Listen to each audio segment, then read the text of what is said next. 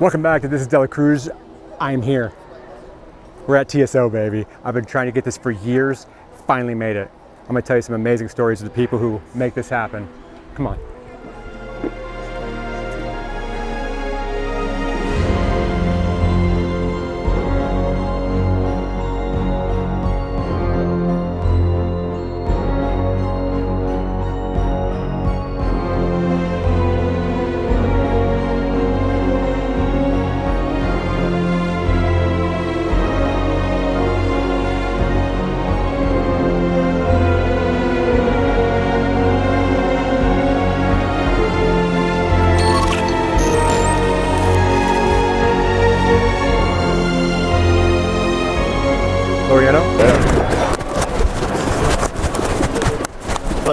Did you get tickets at all, or? Okay.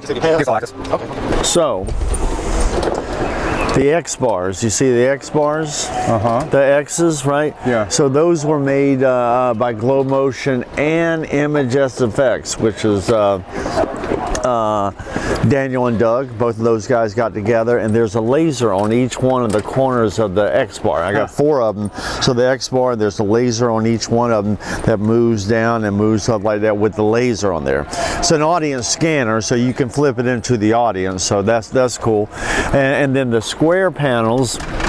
The square panels with the little lights in the middle, that's the one they made for me a couple years ago. I was very specific how I wanted an edge, like a Versatube, or like these blades there. See that kind of look? I wanted that around the edge, and the lights, and in the middle there's video, and then there's the little tiny lights in there that shoot beams out. And you know what? They can Glow Motion, amazing. They can make anything. You know, if I can't, because one year we did a pay-per-view. I had them made these like icicles, right? And they kind of went on top of these sticks, and it made a nice glow, and they were amazing. You know, that was they just make everything. Daniel goes to China probably 2 times a month because they make it all over there, and he's got to oversee it. You know. What was amazing for me seeing the show is how everything moves. Everything does move, yeah. And sometimes I have a problem with that, because what happens with me, sometimes I have a problem because I got all this going on. I got to light the singers are going, oh, I can't use these, I can't use those lights, I can't use any lights because everything is moving, you know. Yeah. So sometimes I have to rethink it there, you know, after everything is moving. Sometimes I'll let the front truss, not the front truss, but the other trusses stay there, and I can use that as the key light. What I love that you've done is your attention to detail, and you go so much further than, oh, there's Hoagie. Yeah, come on, I told him to go out here. Here we go. Hey, that's our guitar player testing the guitar player's path and the way he runs. That's actually how he runs, just like that.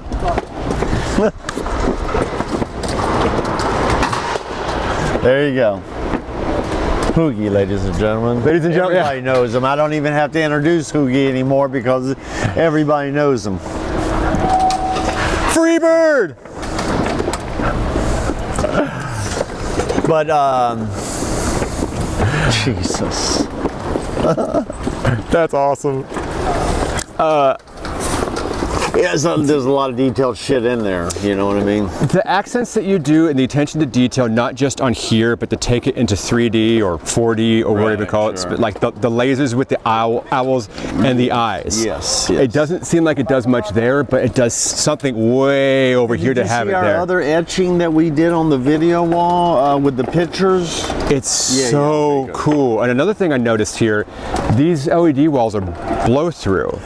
And the videos that you have on there of like a cathedral inside with lights inside, and the blow through lights are synced in a way to where it looks like it's so much further than that. Utilizing the ones back there is amazing, isn't it? It's amazing. The blow through stuff. The blow through stuff is amazing. It's tight neck stuff from PRG, and they're just so small panels like this. They package so good, and yes, I can have a high res image on there, but yet blow the lights through there. So I got some scenes where I got lights on the video, but yet I have lights coming through at the same time. So, you know, the technology's been around a bit, but it's just all on how you use it. You know? It's the same thing, like the guitar's been around a long time, but it's how each person uses it. You know what? Anybody can have a guitar, right? But it's how each person plays it, which is the key to it all, I think. You know. Another thing I really enjoyed is that when you have somebody, say in that spot, come and sing, or the narrator, you'll have these,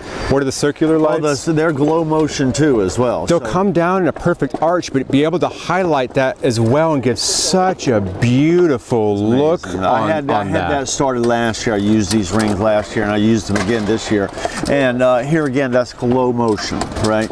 And see all these, like the X's and the squares and the circles and the sticks are all glow motion, right? So that's the stuff I really, really enjoy. Those circles, I've gotten so many compliments on that, because like last year I did the same thing. I had them on the lighting up the narrator, and I was like, oh, that's great. And I did the same thing this year. You know, because sometimes, you know, we've been going for 26 years, 27 years, right? So, you know, I try not to repeat myself, you know, because every year's got to be different. So, like, but sometimes I'll use some of the same elements a little bit.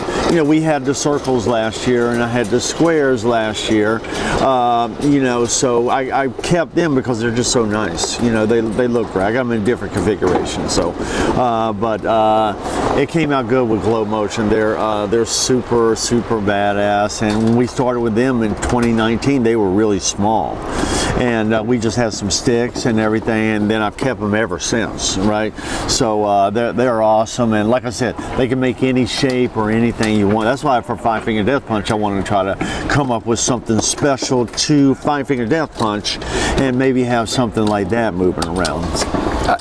One thing that also impressed me is the width of your stage, and how you have so much stuff spatially separated, but it's like you have a moment to make everything look, I don't want to say chaotic, but just a lot, and then you can take it back and step it back into something that's just this year as well. The first year that I actually changed the stage. So the stage was a different setup for years, right? The keyboard players weren't like that. One keyboard, but the other keyboard was over here. These little ledges, they weren't straight like that. They were one level, and then they went up another level right there. So it was a little different. And the singers were over here. So this year, as I needed to change it up, I needed to change the stage up. So I moved the singers out onto the wings, right? I moved the keyboard player that was down here on the floor. I moved him over. I moved him up there, and then Mune I moved over to here. So now I have the drum and the two keyboard players, and the orchestra down in the middle of these two things, and the singers out there.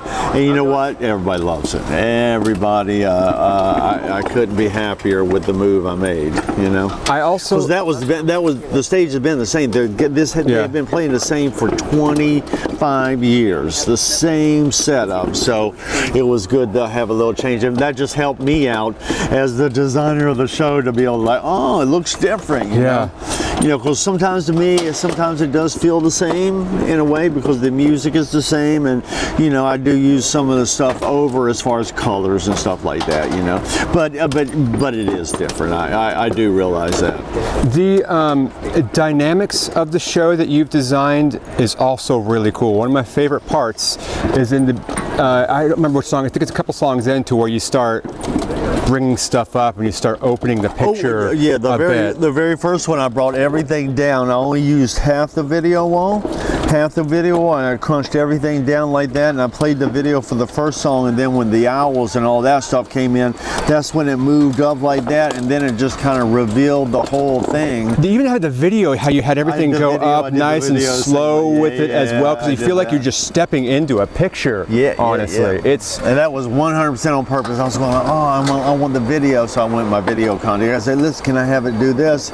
And they went and filmed it and timed it and got it right, and did a great job. Well, you're not coming like all out slamming with it. You're kind of like going, and there's times where you come down with it and times where you like. And I've always done that with this show in a way, except for last year because the opening song was different. There's always been an opening kind of like that where I can keep it all simple. I used to only just do video. Just video, a little bit of lights on the singer, and that was it.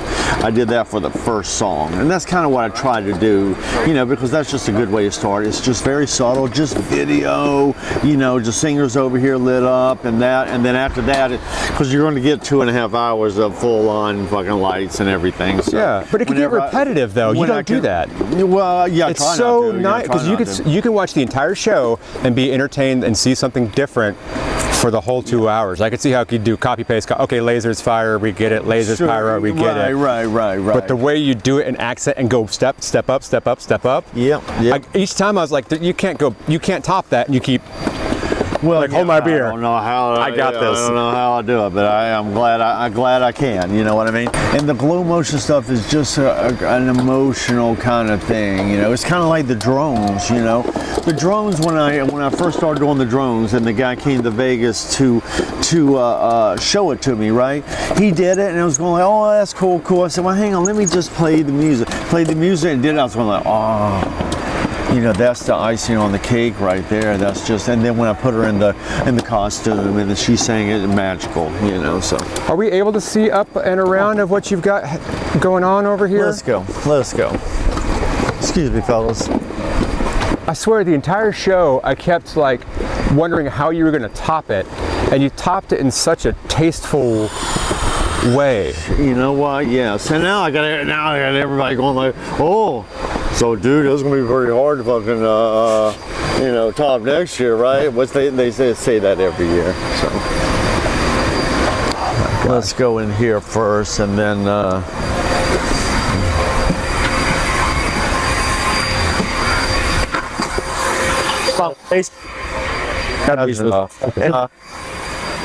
And this is Jason.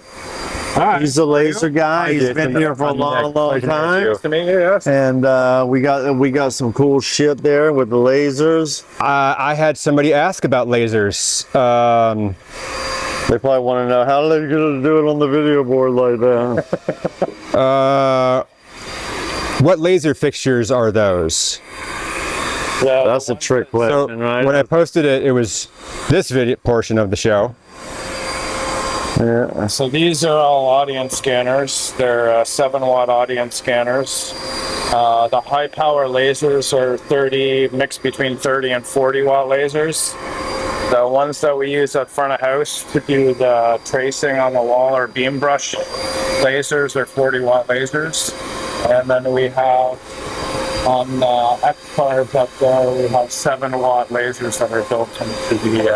That's the laser, that's what I was saying, those laser bars. Wow. That's the one Glow Motion and Images Effects got together and kind of made the product. Yeah, they're... Because I needed lasers and I wanted the light too, so they had to kind of get together and make it one thing. Well, thank you. Yeah, it's great. Yeah. Incredible. These are the beam panels I told you. Oh, yeah. They made from me 2 years ago. Now, that's what I was saying. Sometimes I'll use elements twice. You know, like I used these for 2 years. I had last year was a diamond. It was turned like that way on a diamond. And this year I turned it on square. And I use these pods, these square pods up there, because you know they fabricated them just perfectly. So last year I had it as a diamond. This year I turned it into square. You know, I try to use it a couple of years. You know, some elements, but try to change it around to where it's a little different. The way that you're utilizing space as well, I feel like you try to use all the space. There is no space. I feel like you couldn't fit one more thing up here. Yeah, that's what everybody else says. Everything's within inches, and if you change one little thing, you know, it's something. Because yesterday we had to kind of move the video wall a little bit. There was just something a little wacky, and they got it straightened out. But then, you know, everything affects everything because then the lasers were just a little off. So he had realigned that, and yeah. Okay, doing this lift here, what was your thought process in lighting something that's also going way up and You know, I don't have much lighting on, even though this year is the most lighting the band's ever had on themselves, you know. These are I've used these lifts before, so we've had them before, so. But this is the first time I've ever had the keyboard over here, keyboard over there. Because the keyboards used to sit right over here on the floor, right? And so I got rid of that, put them up there, put it on there, put the orchestra right here. And then the singers, you can see I got the singers on the wings there. Yep. And you know what, it's worked out amazing. And then look at, you'll see our pyro trough here. So this is all our pyro here. We got all the shit in here and it goes up. And we also got a pyro truss up there. And you need to get your thing there. Yeah, if you don't mind. Cool. Or you can do around it if you want. Yeah, you're keep doing your thing. I just don't want to hit the camera. Yeah. Oh, I appreciate you'll that. take the camera out in a heartbeat. We've taken, did we take projectors out years ago? Years and years ago. Beethoven. Yeah, it wasn't his fault. They drove. Not yet. They drove the projector into the. Yeah. Oh, well, I appreciate you. Thank you. And then here, let me get Amber. Amber, this is Amber. She does our blow motion stuff, and a very, very, very smart individual. Yes, exactly. Pleasure to meet you. She pretty much, she's the kind of person, if the sound people had a problem, right, she would just go in there and help them fix it. You know, it's really that kind of person. Which is awesome. A great programmer too as well, because she programs the blow motion, because all the blow motion stuff I have, you know, I have control of the color and all that stuff, but she has the control for the movement, and she has a way to put color and everything on there the way that I don't. We have almost two different ways of putting stuff up there, so a lot of times I go right here, can you just follow what I'm doing, and she'll just mix the colors in there, and it's just beautiful. Well, she just goes right in with what I'm doing, like Christmas Cannon is amazing. So what do you really think of Brian? Now's the time to talk crap about him. What's all the... No, super creative. I love it. He gives me all the most amazing toys every year. Yeah, it's awesome. Yeah. And then she comes with me to my house beforehand and sets up all the previs stuff, right? Because the previs with the glow motion and with the moving stuff and the pins and just the media servers and all that stuff, it's just very not complicated. It's complicated. There's just a lot of pieces of the puzzle. You know, there's one puzzle here, but there's a goddamn lot of pieces to it, you know? Yeah, it's complex, not complicated. Yeah. Cool. All right, let's get all Let's do it. Good. Thank you, sweetie. Pleasure to meet you. Pleasure to meet you as well. And then, of course, you got this guy right here. Who's this?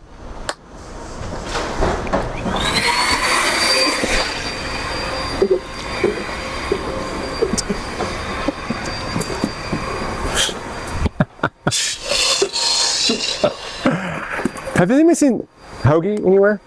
Have you seen Hoagie? Hoagie. Where's We had the owls. I said, is this Hoogie with the WHOOGIE? I just want to see a whole compilation, just me running by randomly. Yes. You should keep doing the entire interview. It's awesome. Yeah, every now and then. Yes. Cool. Please do. Let's walk around here. We'll walk over to the other side there, and then what we'll do? Yeah. And then we'll do this. Then we'll go to front of the house, sit there a little bit, and then Absolutely. Let me tell you a little bit of my history, and then I think that'd be awesome. This is pretty incredible back here, how clean everything is. Yes, it is. It's amazing. And you got this. This is the blow-through video wall. That's that I love so much. And then you can see how I have. You know, the other lights right behind it, about 3 feet away from it. But man, you know, and you can see right now how you can see through the video wall. It's amazing, right? But yet when the video is on, there's no lights behind it. It's fucking, it's full on badass. Wow. Pretty cool. What is this? That is for our low-line fog and maybe some of the flames, I think. I think that's the CO2. That's really stuff that goes on the floor. I was expecting to walk into cable chaos back here, but it's so neat and tidy. Yes, no, it is. It is very much, very nice. This is the other side, the other guitar techs. This is Tony, the drum tech, and he runs all the kind of playback kind of stuff, whatever. Because on our sound, just so you know, there's no pre-recording stuff at all. They do everything live, but we have a click track, click track and time code, so that way I can get some of the video stuff has to be right on. So the time code, the click track, that helps me out. So they only hear at the beginning, they hear like a count off, 1, 2, 3, 4, and then boom, and then they're all playing to it, and then at the end when it gets to the end or whatever, to get to and then 1, 2, 3, 4, bam, like that. So I get to have the lights and everything perfect each time. No tracks, huh? No tracks at all. Wow. Nothing at all. No, not even. There's not even any sound effects in any of the songs at all. And there's actually a couple of things where I do the movie for our Beethoven thing, where it's doing all this etching and everything. And that one I did have it recorded, which was the beginning of the Beethoven's record. But our band guys, they're going like, well, can we play that? And I was going, okay, sure. So they actually play it live, even though it's just a presentation for my video stuff as well, they're still playing it live. And everybody's up here, amazing musicians, and we have a few superstars in our band. Where we have Joel Hoekstra, who was with Whitesnake, Night Ranger, Cher, Rock of Ages. He's done a million things, and he's a super badass dude and great guitar player. Looks amazing on stage. And then Chris Caffrey, he's been here. He's our MC guy, right? But then on the West Coast, we also have Blas. He's the drummer. He used to be the drummer for Slaughter. Wow. And he's super cool. He's been here 7 years already, and wow, he's awesome, dude. He lives in Vegas, where I live too, as well. So I see him occasionally out there. And and then you got Al Petrelli on the West Coast, right? Who is the guitar player and the MC out there. He played with Megadeth, Alice Cooper. I think he may have been with. I know he was good friends with Leslie West, right? And but just so much history, and almost each person that you talk to has their own kind of history, and the same with me, I grew up in North Carolina, blah, blah, blah, and all that stuff, and now I'm here, but even though I've worked for Kiss, Motley Crue, Aerosmith, Lenny Kravitz, whatever, all that stuff, here I am, and this is what most people know me, and most people know me for this, because I haven't been working with Kiss in probably 10 years from now, right? It was probably 10 years ago that I left, whatever. But everybody knows Trans-Siberian Orchestra. Oh, yes, they do. Yes, they do. It's pretty cool. I was looking to see if Tony was around, the drum tech, but he ain't around, so that's all. Come on here, let's look at the Ooh. And now this is the monitor setup. Here, why don't we go in here, because I know you like this stuff, right?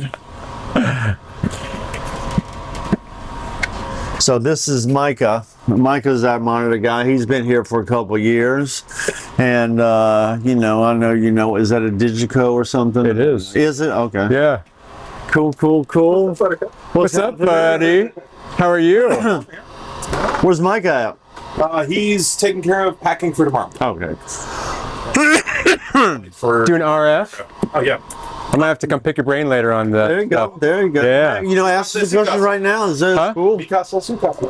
What do you got? Yeah. Go ahead. You want to take this? Do you want to you want to wrap up yours and then go over to him? Yes, you can do that. Yeah, well, yeah, I'll hit you up later. Sit there, and then I'll do my focus and all that stuff. Yeah, Cool. I would love to. Awesome.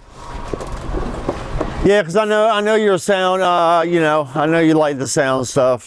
All the laser beams. Yeah. I think one thing that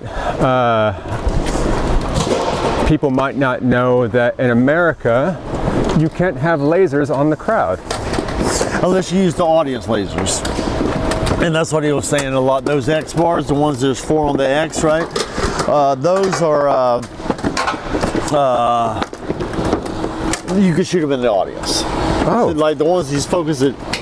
Now these lasers that you see on right there, no, you have to terminate them on the ceiling or something like that. But we have another 6, and then 7, 8, 9, 10, 11, 12, 13, 14, 15, 16, 17, 18, 19, 20, 21. We got about another 20 or so that are audience lasers. So you can put them in the audience like that, but they're not as powerful. But they still look good when they come in compared to the strong one. Okay, so drones back here, right? What do they call it? Drone World? No. It's just the drones. And the way these things happen here. This is Jacob over at illuminatedrones.com, right? He's got a company. They've never done anything like this before, but we have them all on this ledge right here. They take off from this ledge, and then they just take off one by one, and then they go, and then you saw it just circles the girl, and it's magical. It really is. I mean, I hate to say, you know. No, you're right. I hate to be the one bragging about it, but you know what?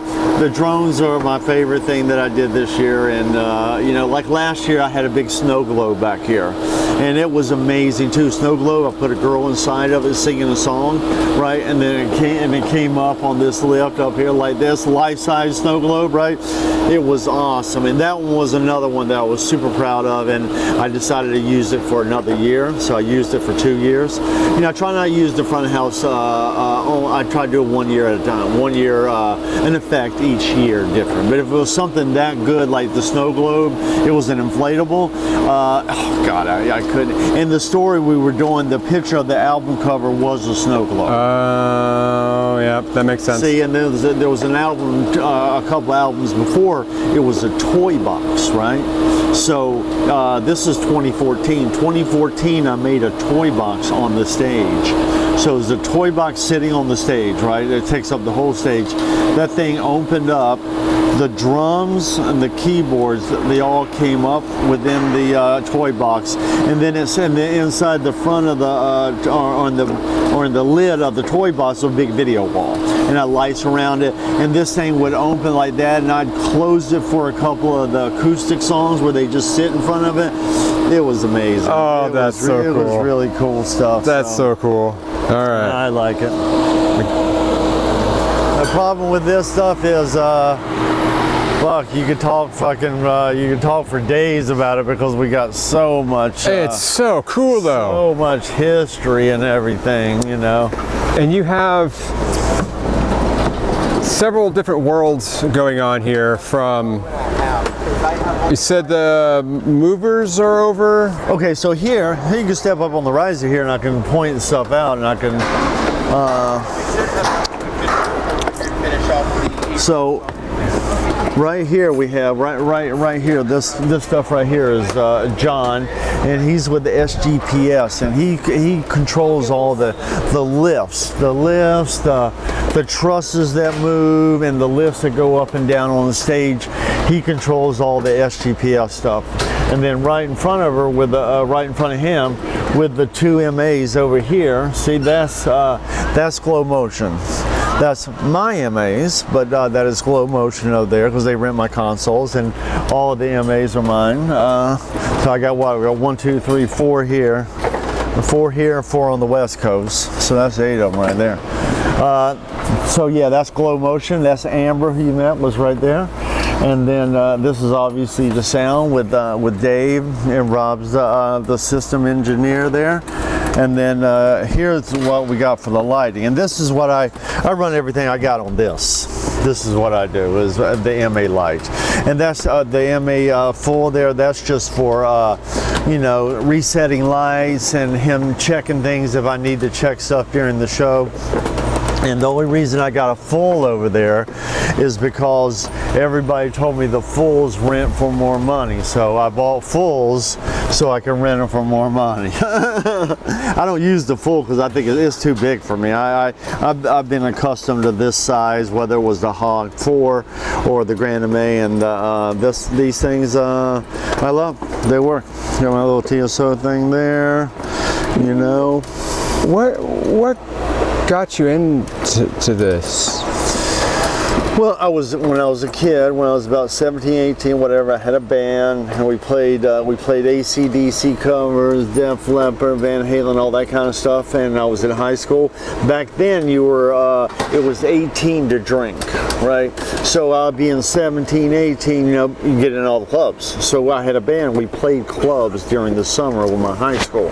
And then after about 2 years of my band playing around, whatever, we broke up. And then I happened to own all the lights, right? And there was another local band, this band called Nantucket. They were a local band in my area. They needed a lighting guy with some lights. And I was going like, I could do this, And I did. I went out and did lights for Nantucket for a little bit with my lights. And then after that, a buddy of mine who worked for Nantucket, he went to work for Joan Jett. And then Elliot, who works for Joan Jett, they needed a lighting guy. So, and mind you, I was like 21 or whatever. So I got hooked up with Joan Jett and started doing all that stuff. And with Joan, we toured everywhere we toured with Deep Purple, Robert Plant, Rad, the Beach Boys, just, a whole list of people that we were opening up for, which was great. And that's how I got to know so many people, like Opie. I don't know if you know who Opie is, right? So Opie I met when he was with Rat, and I was with Joan Jett, and man, and we've been friends ever since. And he just loves telling us, I met this guy in 1984, and that's good stuff, because I'll go out with Megadeth, and we were opening up for Ozzy for a while. He was the main guy. Opie was the main production manager for that. So it's good to have a little history with some of these people who are way, way up there in the business these days. Jake Berry's another one. I've known Jake for a long time, and he's always been so cool to me and everything. And with Kiss, when I was with Kiss, we played in Japan at the Budokan, but that was like the Stones' club tour, right? So they would play that. But they used our sound and lights. The Stones did. So I got to have the Stones used your sound and lights. Yeah, I know, it was crazy because it was a club gig for them, because they were doing a club, an arena, and a stadium at every city, right? That's what they were doing at that time. And then Jake Berry was he was awesome, and he's a big guy in the business, and I see him in Vegas all the time. He comes there and does the Sphere, and he does EDC, and he hit me up last year or whatever. I was getting inflatables made for TSO, and they had a bunch of inflatables out there at EDC, and I told him I was going to come, and he goes, come let me know. And man, I hit him up. He came out and got me in a golf cart. He drove me around the Speedway and just showed me like, this stage, check this out. And I was going, there's like 20 Rolling Stone stages out here. He's like, I know, right? But it's crazy. It's a little different though, because you don't have the band to deal with there. There is just a little bit of artist or whatever. Yeah. I mean, like a DJ or something like that. Come see my laptop live. Yeah, and it's a big show. It's all about the flashing lights and all that kind of stuff, which is great. I figure if I was starting out now, I'd be right in the middle of all that, right? You almost do that, but with a full band and orchestra, though. Like, yeah. with how massive you're. Yeah, and it's very EDM in the terms of flashing a little bit. Sure, I do a little bit overkill on that. try to do intense lighting and stuff like that. Okay, and so even Five Finger Death Punch looks a little EDM sometimes, That's true. What the music calls for, So if the music calls for it, that's what I'm going with. Looking back on your career and your tenure, what is a point to where you couldn't believe you were there for that show? You know what it was? It was, I tell you, it was the Kiss thing when I'd already been with Kiss for a while, for about 4 years, whatever. They didn't have makeup on and all that. And then we did the Detroit show when they put the makeup back together, and they did the first show with them back together, and it was, what was it? Cobo Hall, we rehearsed, but we did Tiger Stadium, and the thing sold out in like 20 minutes or whatever it was. And so it was that show when I was going like, you know what, this is this is fucking all right. This is great, because when I got with Kiss and they put the makeup back on, I really honestly felt like, I'm not such a big guy, maybe they're going to bring in the Bon Jovi people or whatever. It was Doc McGee. But you know what? They kept me, and I stayed with them for another 10, 12 years after that, so that was good. That actually brings up a good point, to where I feel like when there's bands and when they start going up on their trajectory, there's a shift from like, okay, we've got our buddies, to like, we need an A-team on there. Sure. What's your recommendation to people that are on that trajectory? They want to make sure to be able to hit the arena level and be able to go with that. You got to take it. You got to take it as your experience gets there. Because when I was very young and I worked with Joan Jett, right? So they came here was a perfect example. So we did like a month with the clubs, and I had been there long, a month or so, and then they had to come to me and said, listen, just so you know, we got a big show at the Beacon Theater. It's a big deal. We're going to bring in our lighting guy that we used to have with us, and his name was John Broderick. I don't know if you know who that is, but John Broderick's a badass dude, right? So, and this is like '84 or whatever, way before he worked for Metallica. And you know what? He was very gracious to me. He taught me how to call spots, you know. And even though, yes, he came in and he did it, and kind of, you know, I got put over to the side in a way, you know. But I get it, you know. I'm a young kid, so and JB had all this other history already, and did the big Joan tours and whatever, so I didn't really think of it too badly, and I learned a lot, right? And that was another thing on Kiss, right? Now I'd already been with Kiss for a long time, right? We had this 3D video going on, right? And then the manager said, listen, I'm gonna have this guy come in and look at the video and stuff like that, and his name was Roy Bennett, right? Who I knew already, you know, and I was going like, oh, this is kind of cool, you know. I embraced that one, and because we had all this 3D video projection that just wasn't working right, and he kind of came in and tried to change some lights, but in him coming in and changing a few things or whatever, oh man, I learned so much. I learned so much from Roy Bennett, just in that one little time, you know.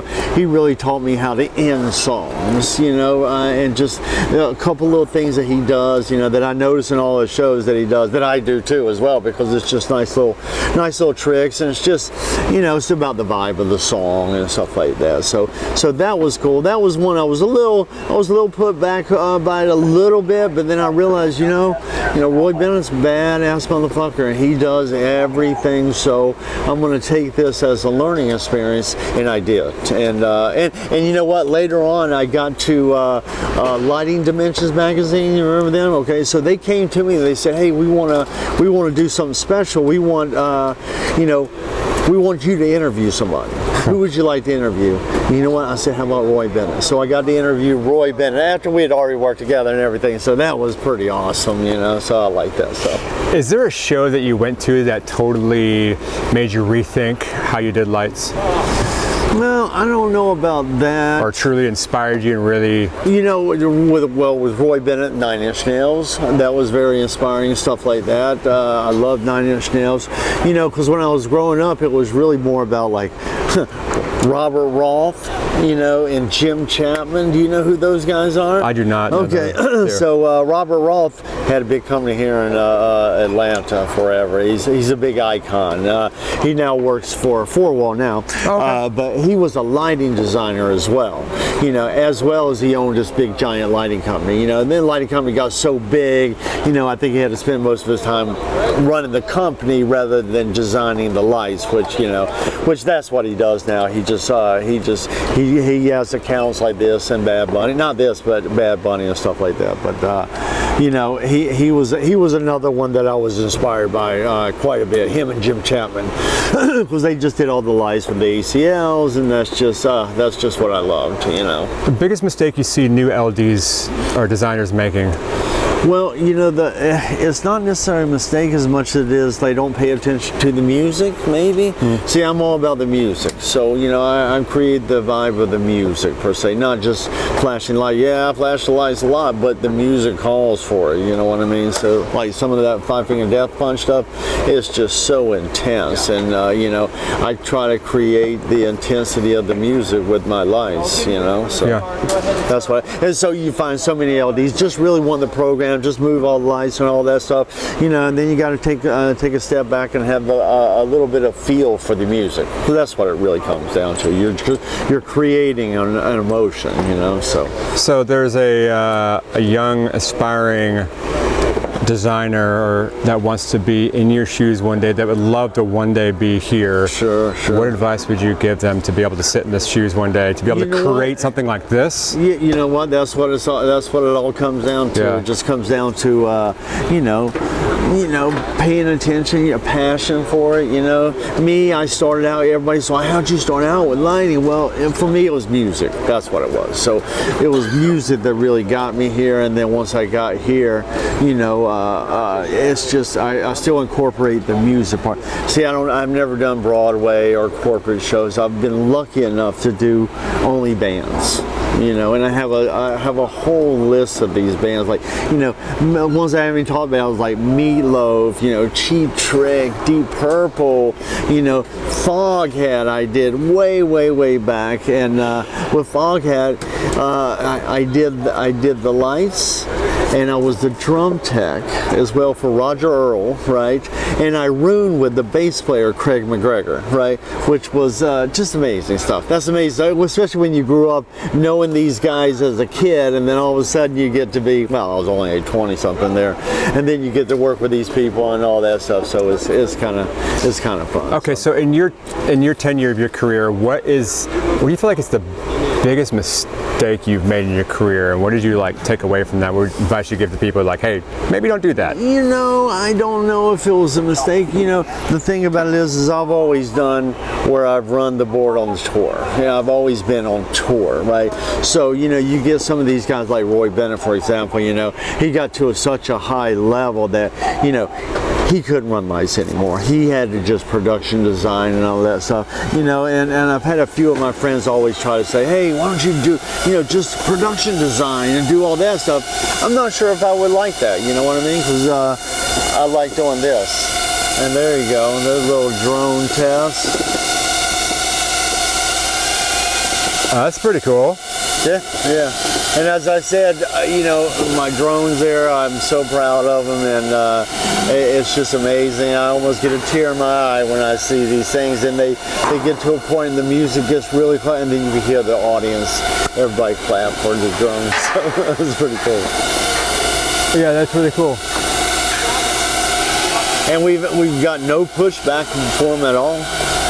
So that was what you would think would be happening. Like farmers, hey, you can't do that. You can't do that. But no, we've done it successfully every show.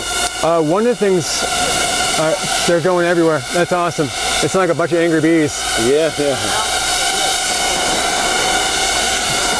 And like some of these, like the first sequence we did with the drones, I pretty much kind of directed that. I want this, I need the pyramid and all that stuff like that, whatever.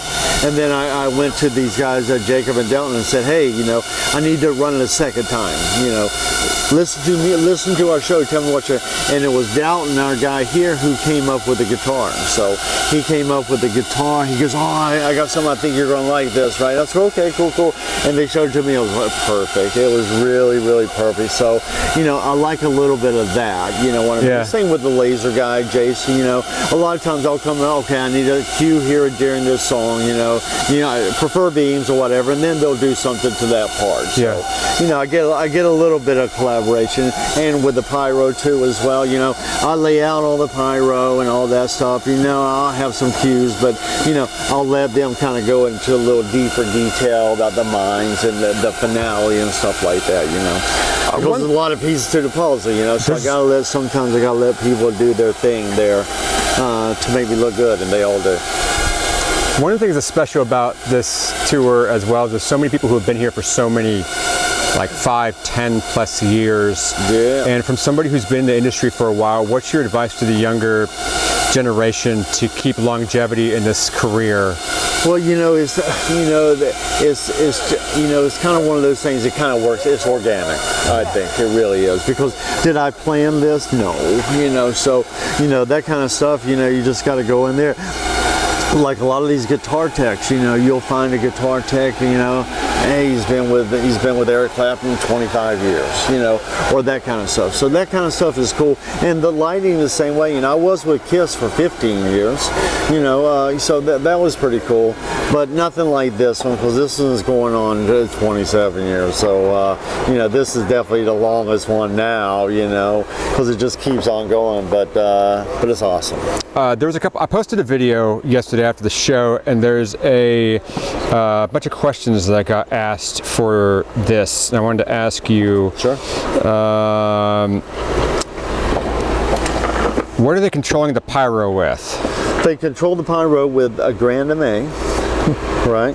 Grand MA, and then they have a you know, I don't know what kind of, but it's a pretty proprietary thing that they run the product, like the firing and the gerbs and the mines and all that stuff. That's a different board than the Grand MA. The Grand MA does all the flames and everything, so which is DMX controlled and stuff like that. Another question was, when did they move to MA? I thought TSO was Hog for a long time. I was Hog for most of the whole time, with the exception of 3 years I had to use Compulite, the Vector, right? Because the Hog 3 wasn't working, right? I got the Hog 3, and then all of a sudden it wasn't working, so I had to go to the Vector thing for like 3 years. Then they finally got the Hog 3 working. It worked, and then after that I went to the Hog 4, and then last year I changed to the MA because, and I love Hog 2 as well. But you know, these are just so much more popular. If I'm traveling in Europe with Five Finger Death Punch or Megadeth or whatever, I know, you know, that they're going to be able to connect right into this. So I go there with the Hog and say, oh, I got a Hog. Oh, I don't know. You know, at least with the MA now everybody knows it, you know, so that's the reason for that. Dang, how many light fixtures and how many lasers are there? Oh God, that's like has to be how many bottles of water are in the refrigerator? We got a lot. Exact number? Yes, is the answer. I do not know. A lot. Somebody else, you might be able to comment on this and maybe counter this. It says this has to be a DMX nightmare. No, you're right. It is a DMX craziness of it, you know. But we manage. It's just like, for instance, on that note, the glow motion. You know how I was saying, like, I control glow motion here, whatever, but in order to do that I have to do it through Resolume, which is a media server thing, and there are 250 universes of stuff in the media server. Is that crazy? In order to be able to get to every pixel, right, you got to have every pixel, so you got to patch it all like that in the media server. And even when she controls it over here, you know, she has a media server of a sort too as well that can give her, she's got a different control than I do. So I control it like it's just part of my lights and all that stuff, and then when I want something a little bit more detailed, I'll say, here you go, just match all my colors and what I'm doing here, and she'll do it. She's amazing. She really does just kind of come right in there and just adds to whatever I got going on there. If I put up a picture and that, say here, match that, it looks amazing. So I'm sure there's some safety redundancies that you have, because I'm sure it's not just on one piece of time, because as that time code goes down, how's that work? What's the punch to that? Yeah, when the time code goes down, the video will stop. That's how it is. In order to get the precise, correct frame, the white little flash at certain times, you know, it has to be on time code, and that has to be correct. And time code goes out, yeah, you know, everybody has to start running, but it doesn't happen that often, so it's not really that big of a thing, so to speak. You know, I can take over and do it manually, even though I haven't for a while, because I have to get it all in time code, because there's 2 shows, right?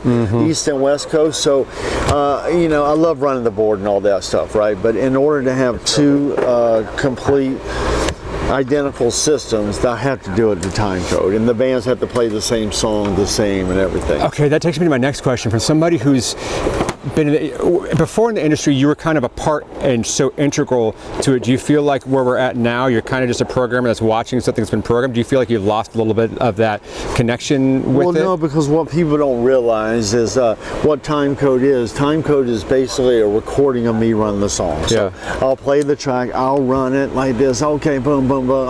Okay, fucked up the end. Okay, boom. Get rid of it. Do it again. Do it again. I'd run it until I get it perfect, right?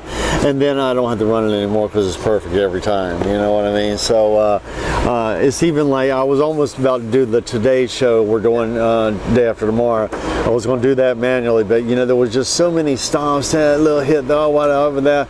I could, and it came out a little loose, but it's TV, so I wanted to be right, so I went and put it on the time code. Do you kind of miss doing it manually? You know, a little bit. Even though here, for me, you know, I'm sitting there watching. It's my show. I programmed it, and I do all that. So, you know, I get all my fun with Five Finger Death Punch or Megadeth or whatever with those bands like that, because I won't be so intense on putting everything on the console. The reason I do this is because we got the West Coast. Even though my guy Michael Keller is a great board operator and everything like that, it's just once you have nothing time code and then it's up for anybody's interpretation, it just wouldn't be the same. So that's why I do it here like that, you know.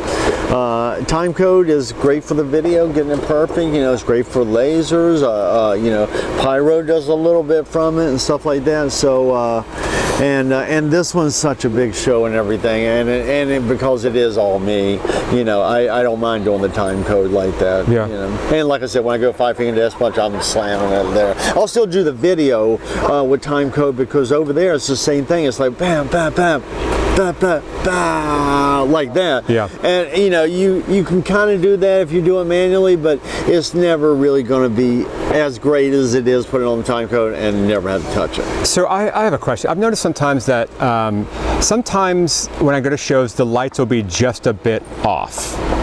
And what I think of is that is distance and latency with that. Do you take into account that when you do that? No, I don't really. I just program it here, and I just from the sound coming out. I'm not saying yours. I'm just saying other ones I've seen before. It's just like it's just a little bit could be off. Yeah, it could be anything. You know what I mean? Because basically, I get the time code with the music or whatever, and I'll sit here and I'll program really at home more than anything. I'll program it all there, and then when I get here, there's no latency at all for me because I'm here. Sure. You know, you're already way up there. Maybe they're going to say something, or somebody's really close, but nobody has. You know, so I haven't noticed any of that.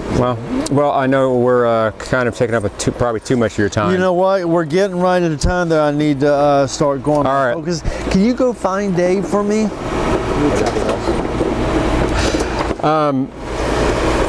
If you want to support this channel, I've got some merch, I've got some different stuff. Please go to support that. We got a Patreon and YouTube membership, so thank you everyone who supports this channel.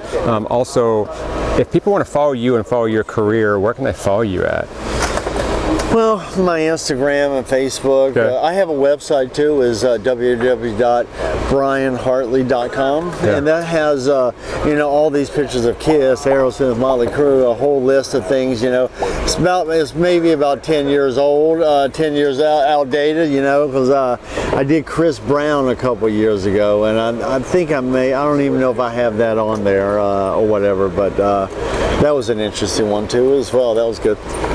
But yeah, okay. I'll give you my Instagram. Yeah, I'll put it all right on here. Yeah. Easy. I also have a This Is Dela Cruz app. If you want to ask a pro, or if you want to look for job postings or put gear up, so everything on this for free. Go join. And ask him any question about TSO, and I'll respond. As soon as he's on there, you get little verification badges, so you know it's a legit person. You want to message him directly, it'll be on there. So, no problem at all. Thank you for what you do. Thank you for everything. Thank you for. And then we'll have Bruce will be here later on today. You can say hi to him. Perfect. Texted him.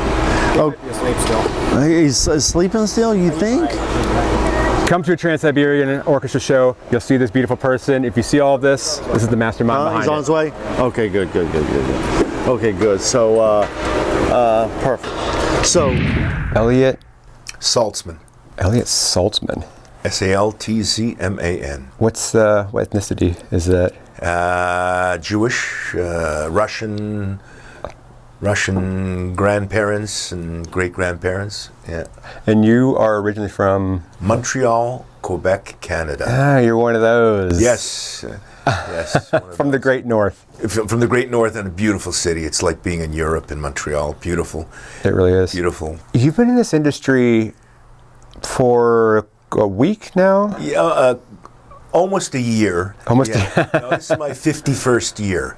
I started in 1974, a little before that, but not in a professional.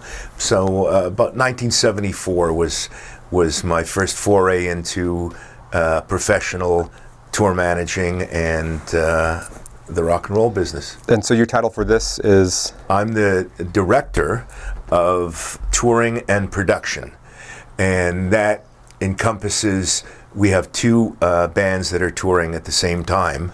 So I am an overall, that's my overall purview, is both bands. We have, everything's duplicated. It's a mirror image. So there's a tour manager named David Como on the West Coast, we call him, even though they do some shows in Florida. We've mixed that up for everybody.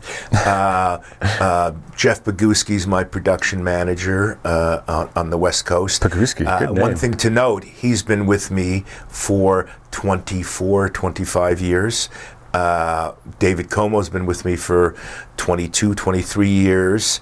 They come over to the East Coast now. Jimmy Pettinato, my production manager, he's a new guy. He's only 18 years or 19 years. And my road managers, Jeff Snyder's been with me for 23 years. It's Paul Serio, 20 years on the West Coast. What it is it's a very unique type of touring and tour in that nobody does quite what we do. And that is anywhere from 18, 19 to 22 trucks, doing 8 to 10 shows a week sometimes, and that entails doing matinees, and meaning getting in at 5 in the morning, chalking the floor, getting the crew in, getting everybody in, and being ready for a sound check at 12:30. And that is a huge task, and we figured out a long time ago that it can only be done in a way that is our individual way, but the way that we have to do things. So we figured out that we first of all need to do a lot of prefabrication and fabrication of parts that aren't even in the normal arsenal of the rock and roll business, you know? So if we need a light to fold one way it doesn't normally fold, we have to build that. And it's all about the integration of all of these things. Brian Hartley, who you know, is our designer, show designer, lighting designer, resident crazy guy, you know, and he comes up with these things, and it's not the conventional way of thinking about things. It's not like, well, we'll put this type truss with that truss there. He sees the vision, and I've said this before, he's the only one. He's like a recording producer. He's putting all these things together, and he's the only one in his mind who knows what it's going to be like at the end. Now, he comes up with all these great toys, and he shows us videos and everything, and we get an idea, but really don't know. I mean, he's got 10,000 cues going on. He knows them in his mind because he's programming them all, but we don't know them. So what we had to do is we figured, unlike most tours, we get together, Brian gives us a design in like end of March, show it to all our production managers, and then say, okay, how are we going to make this happen? It's this big, huge image. How are we going to make this happen?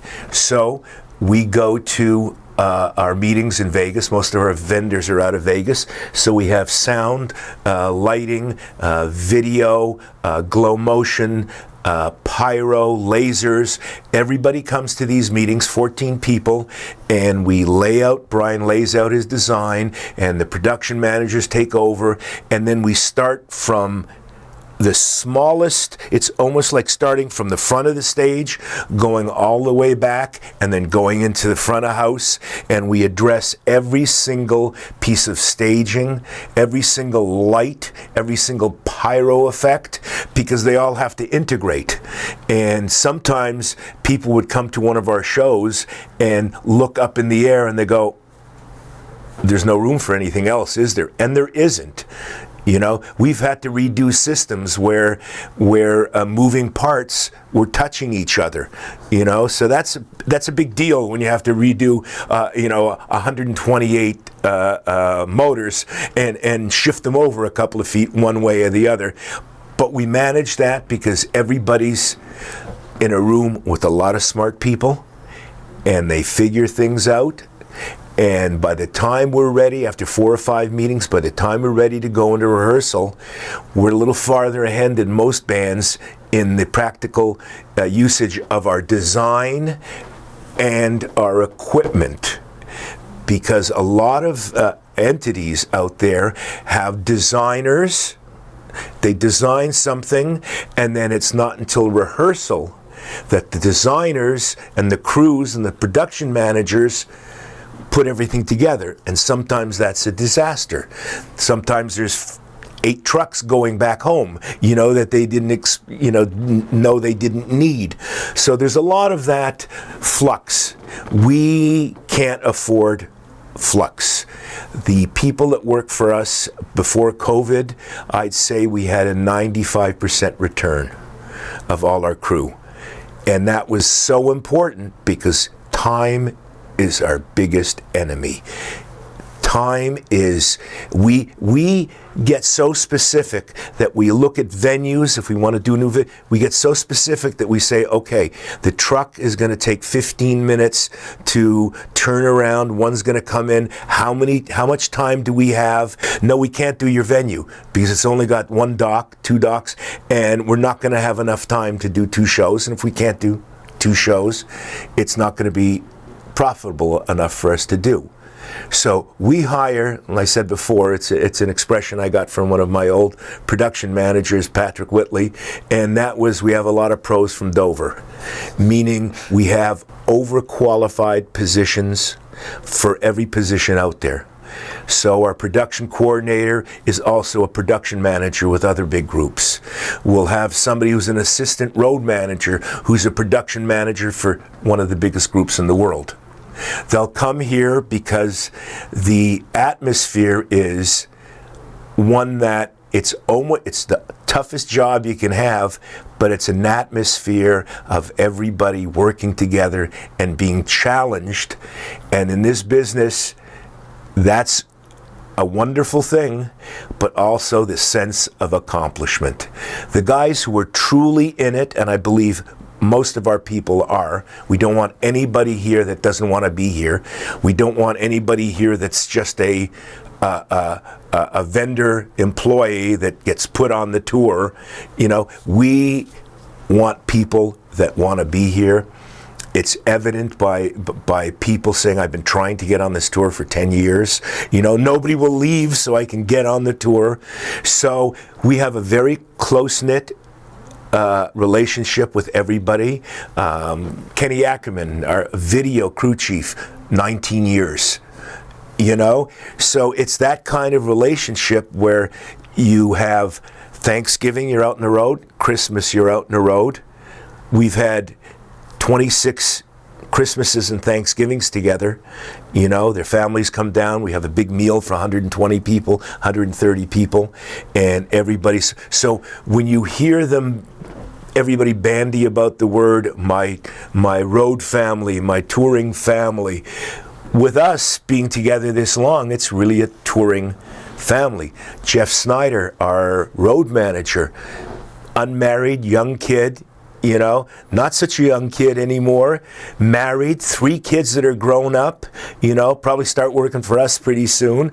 So it's not that, hey, yeah, I worked with him in 84. Yeah, how you been? I haven't seen you in 15 years. It's a scenario where everybody gets back together. It's like Groundhog Day. We figured out, we rehearse in Council Bluffs, Iowa. It's right across the street from, right across the river from Omaha, Nebraska. So they have a building there. So we have a free building. We have about 250 people come into town. We have the building. We set up both full productions, sometimes 300, 350 pounds. Most of the time we don't have room for the out front gags and things, so they go side to side in the building. And we have catwalks or whatever it is. You'll look up and you'll see maybe 6 inches, a foot between where one stage ends and another stage begins. So it's a scenario where we go in there.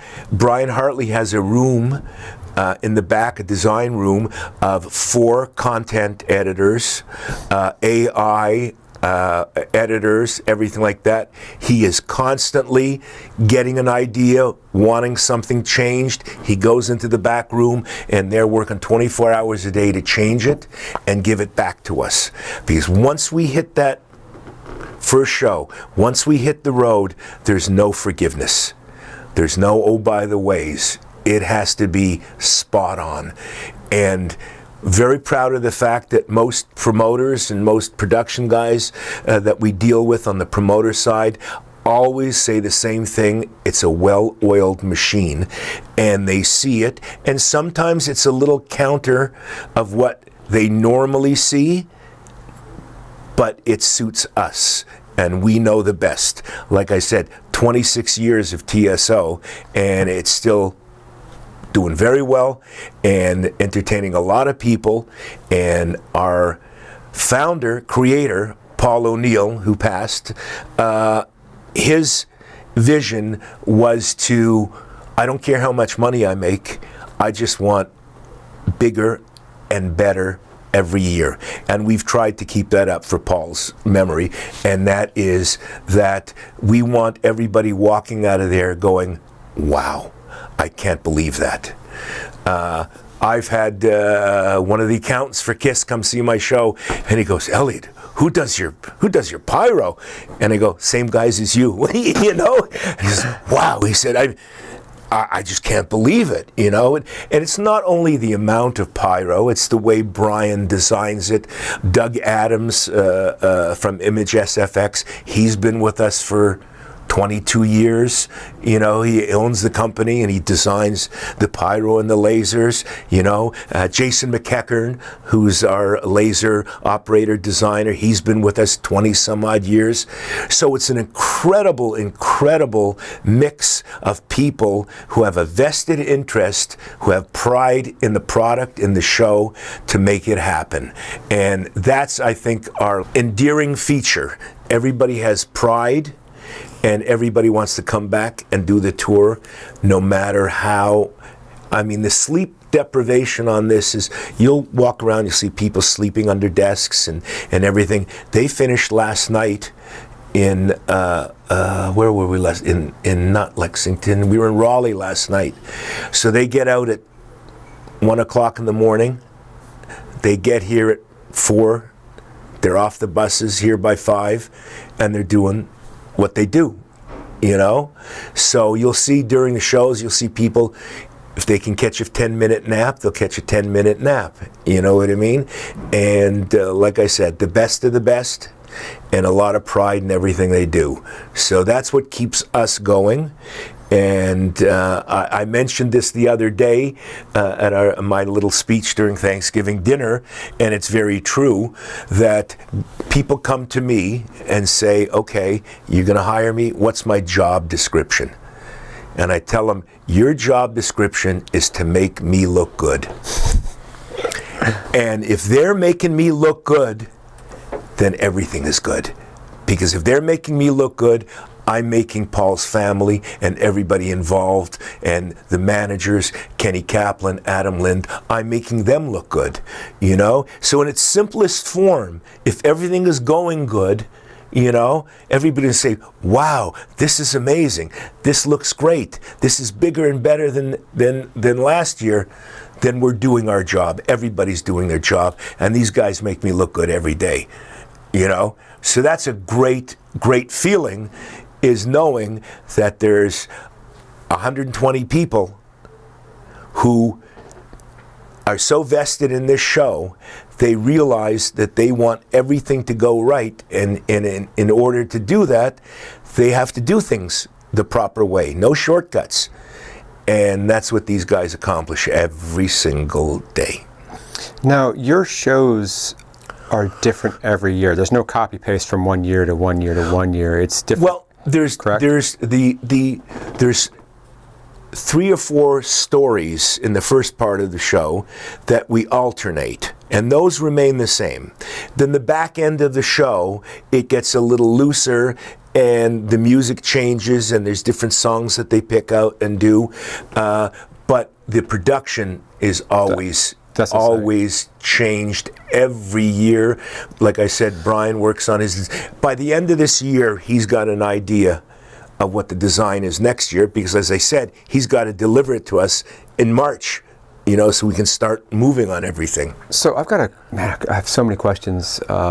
First off, I'm honored to be here, by the way. Thank you. You guys' reputation precedes you, and there's several very unique things, greater than the production, which is fantastic.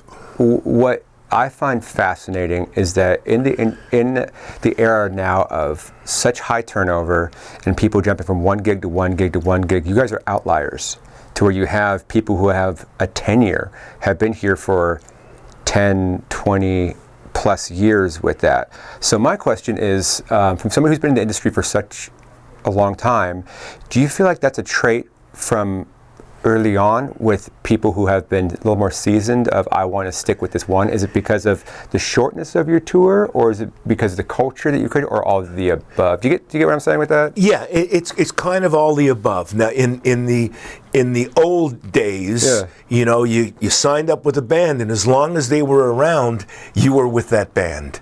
You know, I've been working with Joan Jett for 41 years now. Okay, so, you know, I'm one of the fortunate ones that has had a great career with acts, great acts. You know, they're always working, and iconic acts, you know. So that is how it used to be. It's kind of moved over a little bit. A lot more touring acts than there used to be. Everybody's out touring, you know. You have to adapt to that, and everybody needs to work. So the big vendor companies and the big companies now, the sound, the lights, the video companies, they're doing so many tours that they're juggling their people around, you know? So from the onset of this tour, we explained to our vendors, stick with us, you're gonna have a nice long ride, you know, but remember, we need the continuity. We need you to help us maintain that continuity by not sending, oh, he's not available, he's not available. There's been times when I believe it was Kiss, and they had 2 months left in their tour, and we pulled 5 guys from their tour. And it was a righteous thing, because the vendor told management that, listen, we can give you these guys, but only till this amount of time, because they are committed to TSO. And everybody's okay with it, because these guys are usually such top caliber guys that they're thankful to get them even for a little while, you know? So that's where it helps us to have these upper echelon, these incredibly talented technicians that work with TSO. Okay, so from somebody, You've seen a few people kind of come and go in this industry. I'm sure you've seen people who have lasted a long time and have lasted a very short amount of time. What have you seen as a trait with the people who have been in this for many years and have been able to successfully navigate through this? What are the traits you've seen from the people who have been amazing and the people who are okay or don't last? Look, it's human nature, you know. There's artists that you read story about that their behavior is terrible. There's artists that you read story about how good they are. But it's a team, you know what I mean? You need managers, you need agents, you need lawyers, you need everybody who gets your brand, who gets your band, you know? And when all of those people really get it, it's a lot easier to stick around for a long time. And that's, I think, the problem, that everybody comes into this business now and it's fast and furious and more bands and this and that, and they don't realize that they really have to get to know the artist. They have to get to know the managers. They have to get to know everybody in order for them to do a great job. And we need everybody on our team to do a great job. So it's communication, it's understanding that sometimes mistakes are made, sometimes these things happen. You know, Paul O'Neill, it's in our tour guide, our tour book, you know, he said the crew are as important as the band members and are as important as the local crew, are as important as the guy who opens the door for you in the dressing rooms. He treated everybody with respect. And when you treat everybody with respect, you get that back. You really do. And I think that's the thing that's helped us for so long, is that the respect level that we give everybody comes back to us. And in that way, we get a lot further down the road.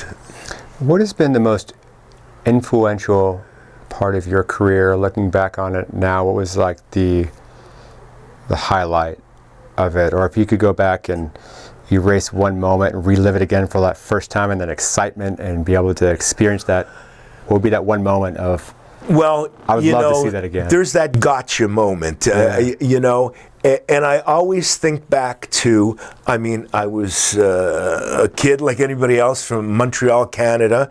I started working with a group called Frank Marino Mahogany Rush, who did very well in the United States. And I'm 21, whatever it is, I can't even remember that far back. And all of a sudden, we're going to Japan. 1977 was the first time I went to Japan, you know, and you're a cocky, you know, hey, I'm traveling the world. You go back home and people are going, oh, I can't imagine your life and everything like that. But one of the gotcha moments was the promoter there, Mr. Udo, very famous promoter. He brought us sent us to the room, an incredible fruit basket. And I remember they even sent a little knife. The Japanese culture is wonderful. And I'm sitting down there with jet lag. I get up and I go, oh, I'll get some fruit. And I'm sitting down and trying to open my eyes, and I look at this fruit basket, and I look down at it, and I realize it's full of things I have no idea what they are. But they're fruit. And I'm going, you know what? You're not so cocky. You don't know everything. You know, there's a big world out there, and the best thing for you to do is sit back, take it all in. I was never one of these guys that, you know, when we went to Malaysia, when we went there, I wanted to find out about the culture. I wanted to see take us to your local restaurant to promote her instead of, you know, a fancy steakhouse. I want to live that, because eventually I always thought I'd find a place to go live, you know, when I came back. So it was pretty amazing. And I think the next time that I really said, hey, this is incredible, was in Hawaii, they have the Diamond Head Crater Festival. They have it twice a year. I think they have it New Year's Eve and they have it during the summer. And it's right in Diamond Head Crater, right? And I'm there, once again, it was 1974, I think.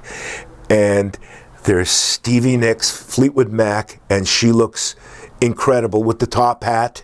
You know, there's Graham Central Station, and there's Flo and Eddie and the Turtles, and Canned Heat, and all these groups, and you're sitting there in this beautiful spot. This is after you've rented a boat out, you know, and gone around there. And I'm going, this is 1974, you know, I'm 20 years old or whatever it is, and this is just the beginning, you know?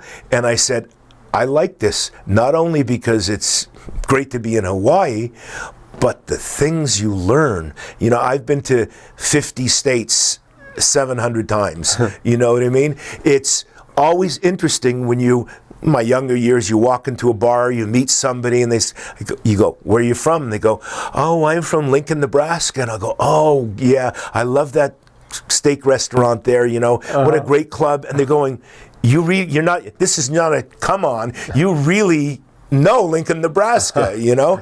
So it's a sense of accomplishment when you reach your tender old age that I'm getting to, or you get to, and you look back, because that's all you can do when you get older is look back, and you look back and you go, wow, Malaysia for New Year's Eve, you know, on a private island of Langkawi, you know, in Indonesia, and you know, playing for Kings in Johor Bahru in Malaysia, and you know, with Joan Jett I took the picture of her, it was in Rolling Stone, of her opening and closing the Panama Canal, you know. So there's all these incredible things that have happened, and that's what keeps you sharp, and that's what keeps you young, is the memories. And when it gets to the business side of it, the changes from 1974 to what we have going on now is just, it's almost too hard to comprehend. I have a question. You got in the industry at what year? 1974. 1974. Yeah. I've done a lot of these videos, and I've had this feeling now that when I do these, I kind of feel this, I see the same thing, and it's come see our production live. And a lot of it's synced to the time code, gets the pyro, hits the cryo, hits the tracks and the playback and the lighting, and you're coming and hearing the album live, and it's almost how much of a show can the production company do. So seeing the band, and I feel like the bands from before, there was this trial by fire, and these greats that were able to captivate an entire audience without all the production for it. The Joan Jetts, I remember I was doing Gladys, and seeing her by herself have everybody right there, like right in her palm. And now I feel like there's a lot, like, where it's cool, don't get me wrong, and obviously you're at the forefront of all the production, but I guess my question is Lost, are the mega, are we going to have the greats anymore with it? Because you see now these TikTok people who are on TikTok one day and they're headlining Coachella the next week with it. I think there's something special personally of having to go through those steps of playing the clubs and then going through the theaters and working your way up in a way to where you can hide behind the production that L&D was. You had to learn how to work an artist, which I'd love to get your thought on it, because you've seen probably a lot through that, a lot of technology. I think it's a great asset, but I'd love to get your thoughts on that. Okay, so great point. I'll give you an example.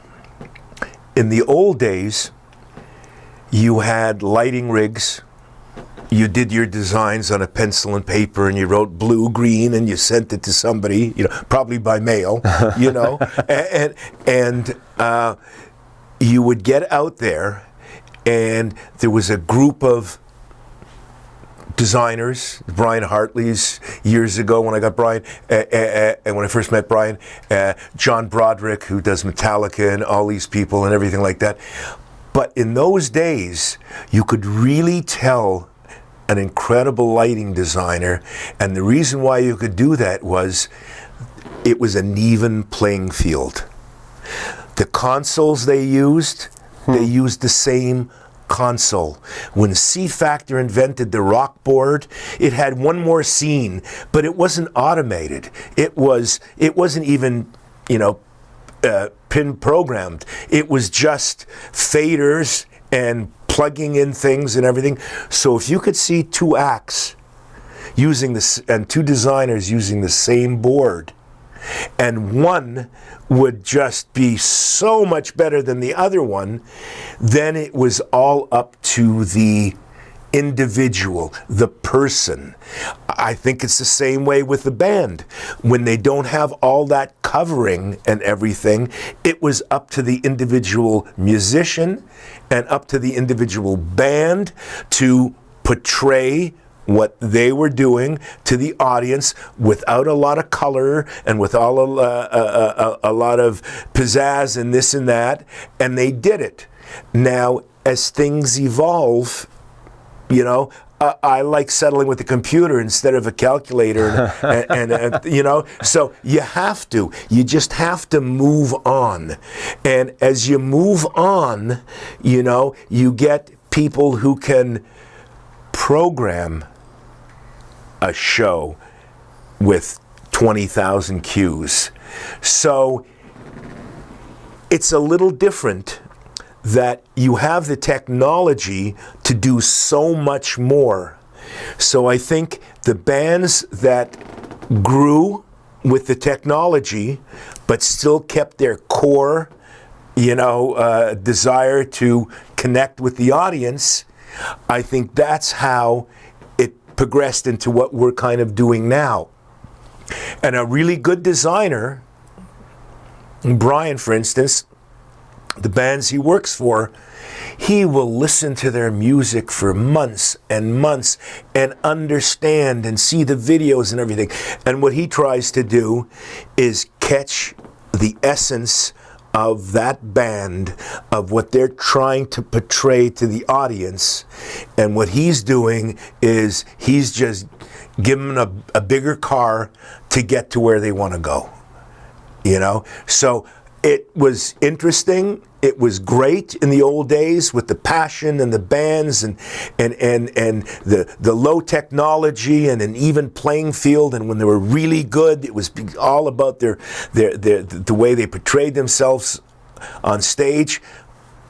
But things have moved on, So you have to take that next step. And the next step is saying, okay, we still want to capture that, but now we have more tools in the toys in the toy box. But every device, every effect, everything that, for instance, Brian does, it's about the music. It's about the narrator when he speaks.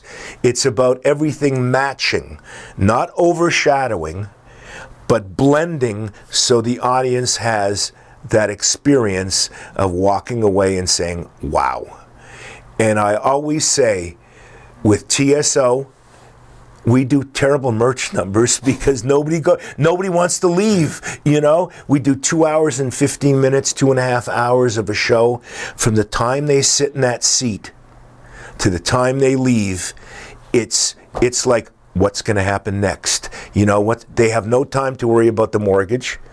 They have no time to worry about the girlfriend or the boyfriend or the mother or the son or the school marks or whatever it is. They are there for 2.5 hours of pure excitement, of experiencing things that they haven't seen before. And in this day and age, experiencing something that you haven't seen before is not easy. You'll see the demographics. Families go, the grandmother will go with the kids, the heavy metal guys will go with the long hair, and they'll go, for the musicians, and all our musicians and singers and dancers are all incredible, top line pedigree, and they'll go there. And just imagine if you're a 78-year-old grandma going to a show with their kids. Imagine them being 78 years old, sitting either in the back or the front, wherever you are, when those pyro flames burst and feeling heat on their face. It's just a sensory emotion that they've never felt. 78 years old. I've never seen this before. I've never felt this before. I've never seen 60 lasers going off in my life before. Their minds can't help it. You know, it's overloading. And that works for the young kids. And that works for people your age and the whole spectrum. They're experiencing things that they haven't experienced before. It's almost like somebody taking a probe and hitting a nerve. You know, it's boom. What was that? You know, and you'll see the heads will be turning. Like, our show is not a show where you're like this.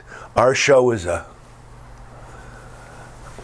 and even in the back, you see there's points of the show where we have, our front of house special effects, and you'll have 2,000 people just turn around in their seats with their necks like that, looking at the back, because it's so spectacular.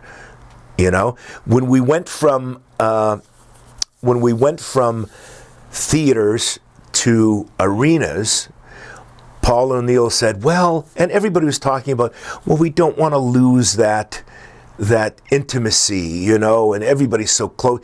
Well, you know, theaters are great, but there's always a balcony, which means there's always people sitting under the balcony, and the sound is so hard to get good underneath the balcony. And I said, Paul, and always big fan of Pink Floyd, Rolling Stones, the huge, stadium acts.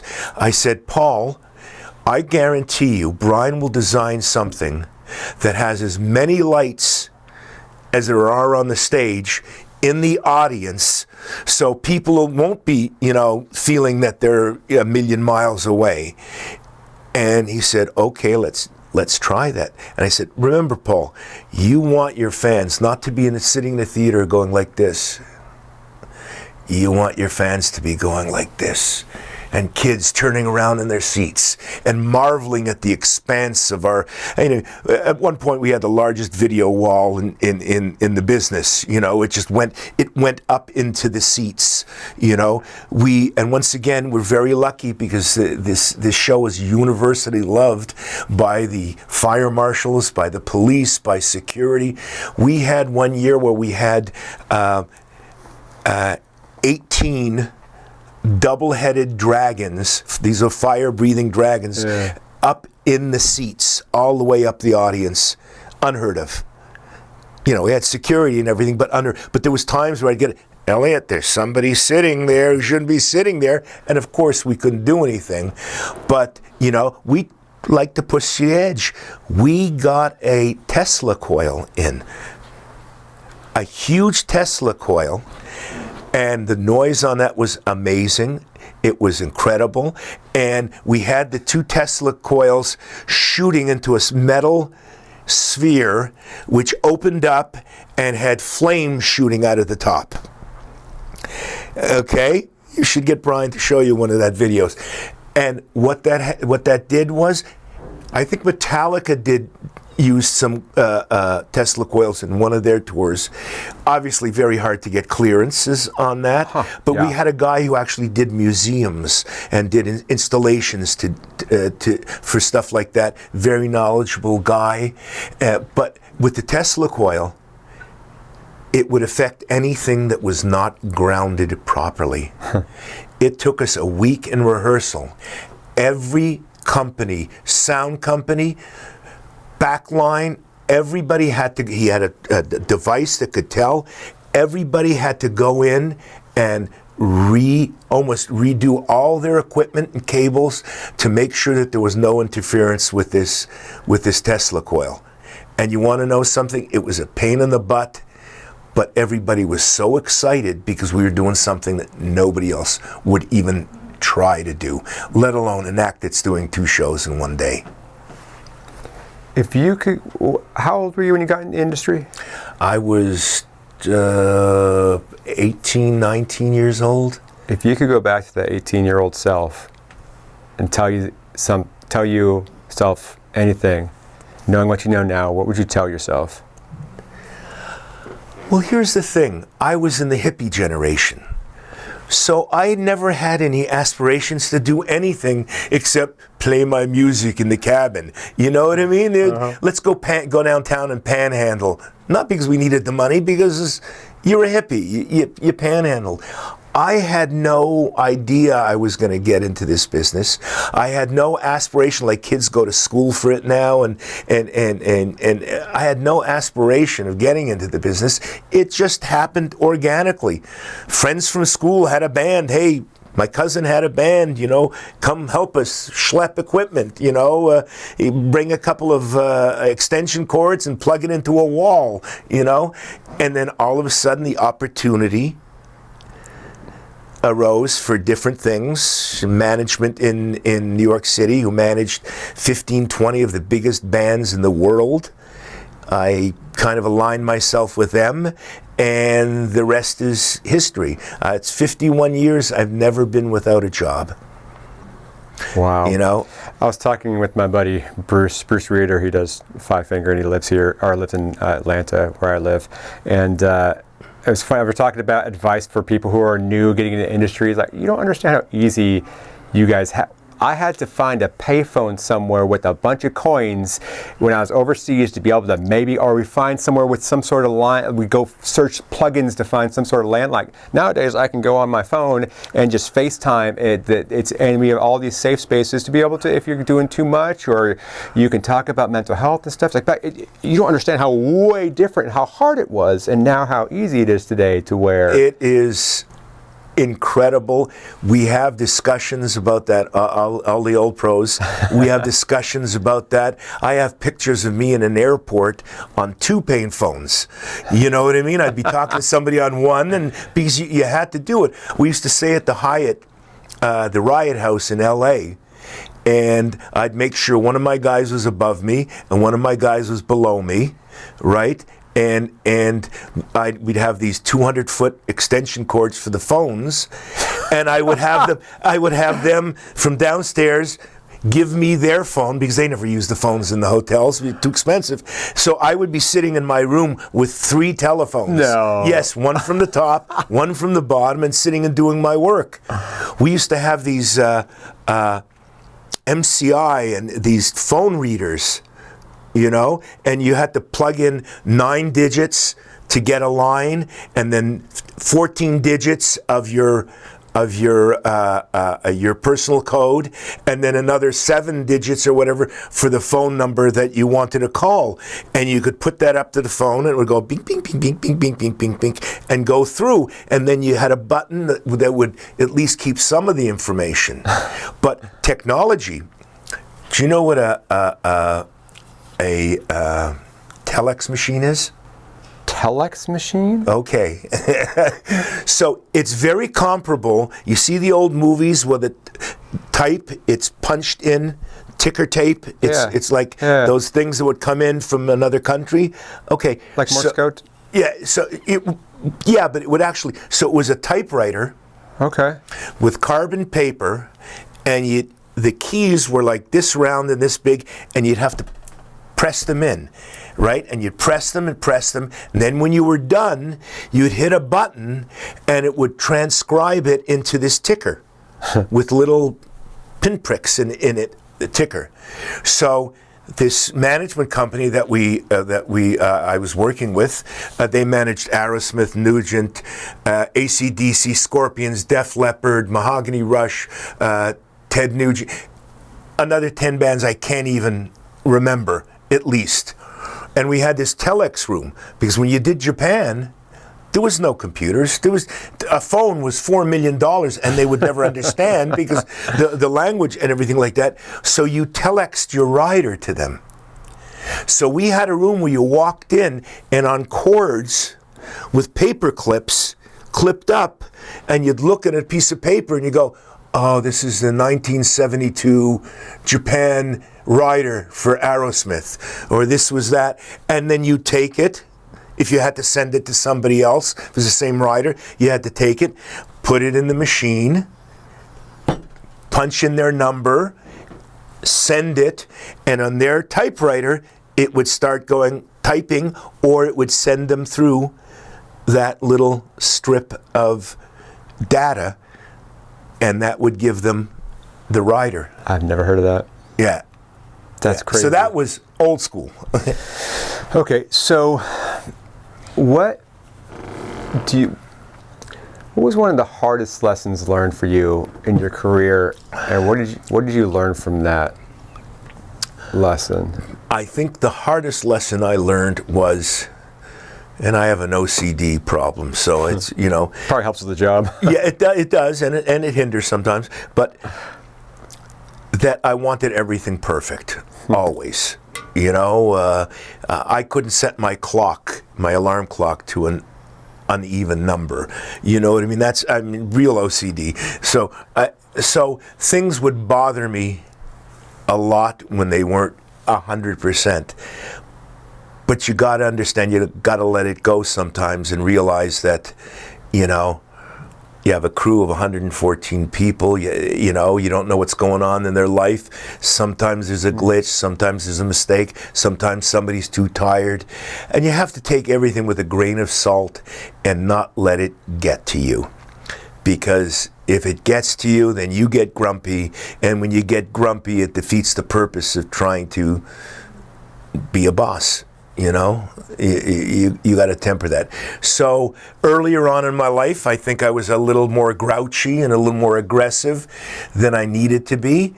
But that was the nature too. In the old days, we used to call it Star Wars. You know what I mean? Because I'm talking about bands, turning on the lights during another band's encore, or disconnecting cables. There used to be this thing where you'd have the two bands, sometimes the same manager, and you'd go out and they wouldn't let you be as loud as them. So they'd put limiters, and then you'd go look at it was like, if you can prove we're doing it, and they'd go, no, you're crazy. We're not limiting your sound.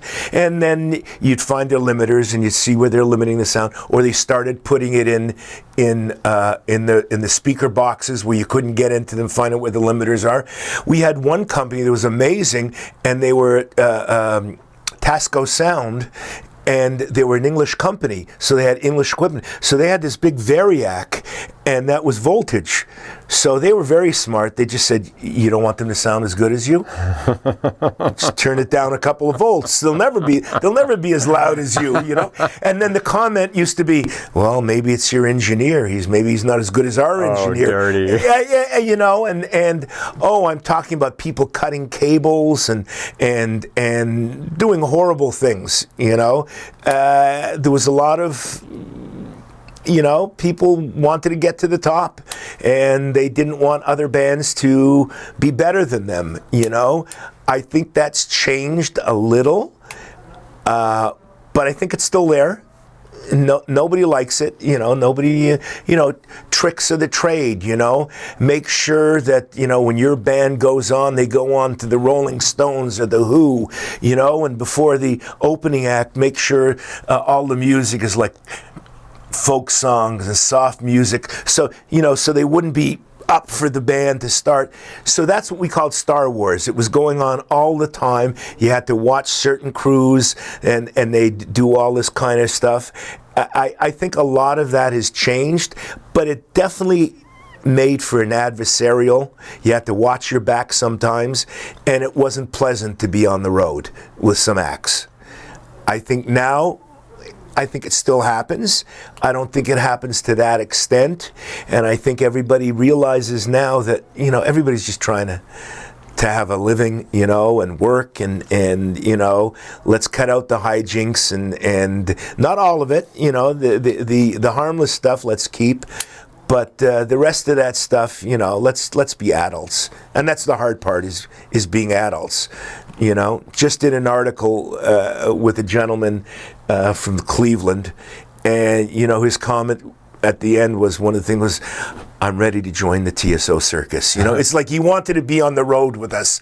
He said, this would be so great. That's what we want to portray.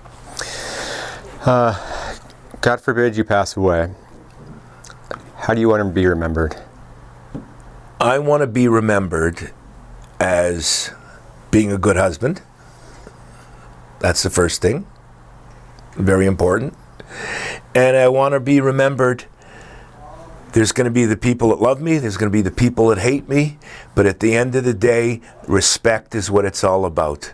You know, you can think I'm the biggest asshole in the world, but look at my body of work and what I've done and how I do things now and say, yeah, but you know, it's a pretty tight ship, you know, it was pretty good working for him, you know, and it's always straight ahead. I have no time for, as you get older too, you know, that's where there's always grouchy old men, but they don't have time for the bullshit, you know. So with me, you see it coming, you know what I mean? Don't mess with me, I won't mess with you, but being remembered, I think the remembrance is that I don't want them to think about whether they liked me or they didn't like me, or I think I just want them to remember that he was good at what he did and he accomplished a lot during that time and he had a long career. How long have you been married? 29 years, and I went out with her for 9 years before that. That's impressive in this industry. Yep. What? Well, I waited a while because I was, you know, and during that 9 years, it was a couple of ultimatums, you know, and I'm very pragmatic, and I just said, listen, I'm not going to get married because one of us wants to get married now. Any decision, a big decision I've made, any movement career-wise or financially, whatever I have, I just wake up one morning and I go, okay, it's time. You know what I mean? And I actually was in India with Joan. I did a 6-week tour with the Divinals in Australia with Joan Jett, and she was very into the spiritual yoga and everything. We went to a retreat with a famous yoga guru and everything. There was just us, and I was in the mountains with you know, beautiful Indian children meeting me every day. And I don't know, maybe it was clarity. I always say, you know, you need to stop the noise sometimes. If you stop the noise, then the clarity sneaks in. And even Joan in the speech of my wedding said, I don't know what happened to Elliot over in India, but I said, as soon as I got back, I proposed to my wife.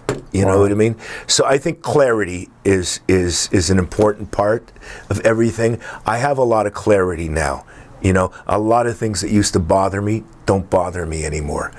You know, because it's not worth it. Time. And as you get older, time is the one thing that is the most important thing in your life, is time.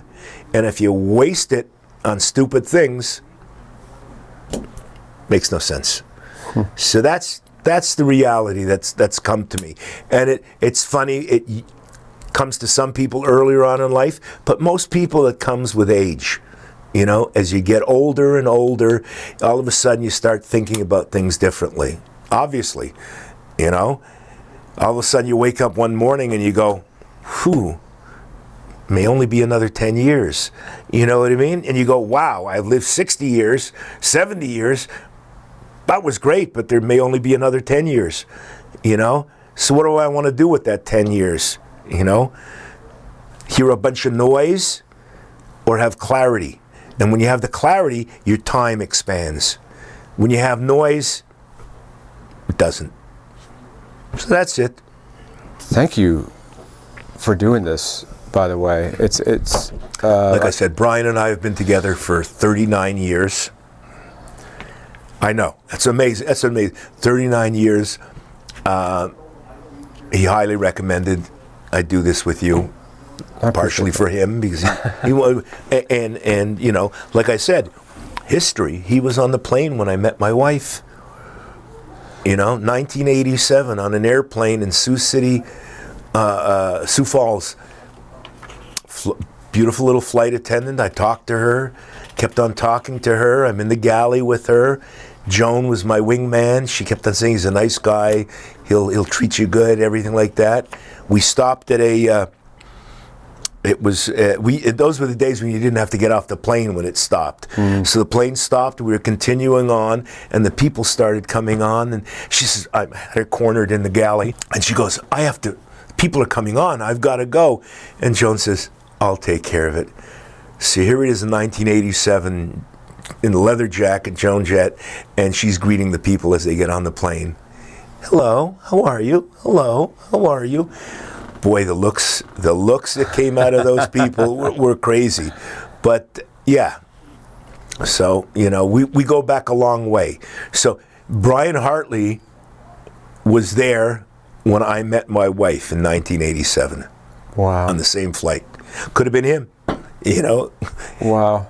Part of this is I'm really thank you for doing this. And I want to tell the stories of some of the greats before it's too late, and I love being able to tell those stories because your story is so special and so unique, and what you've seen and what you've been through, and the history behind that, and the people you've met and talked with, and the people you've rubbed shoulders with is just, you could do an entire movie off of that. And to be where you're at now, at the age you're at now, with the success that you've had, with a marriage that has been so long, and the people that are around you have been with you for years, that speaks to more you're a good person at what you do, but speaks to more of your character and to more of who you are as a person at your core. So on the side of this, as someone who's younger, thank you for paving the path for us.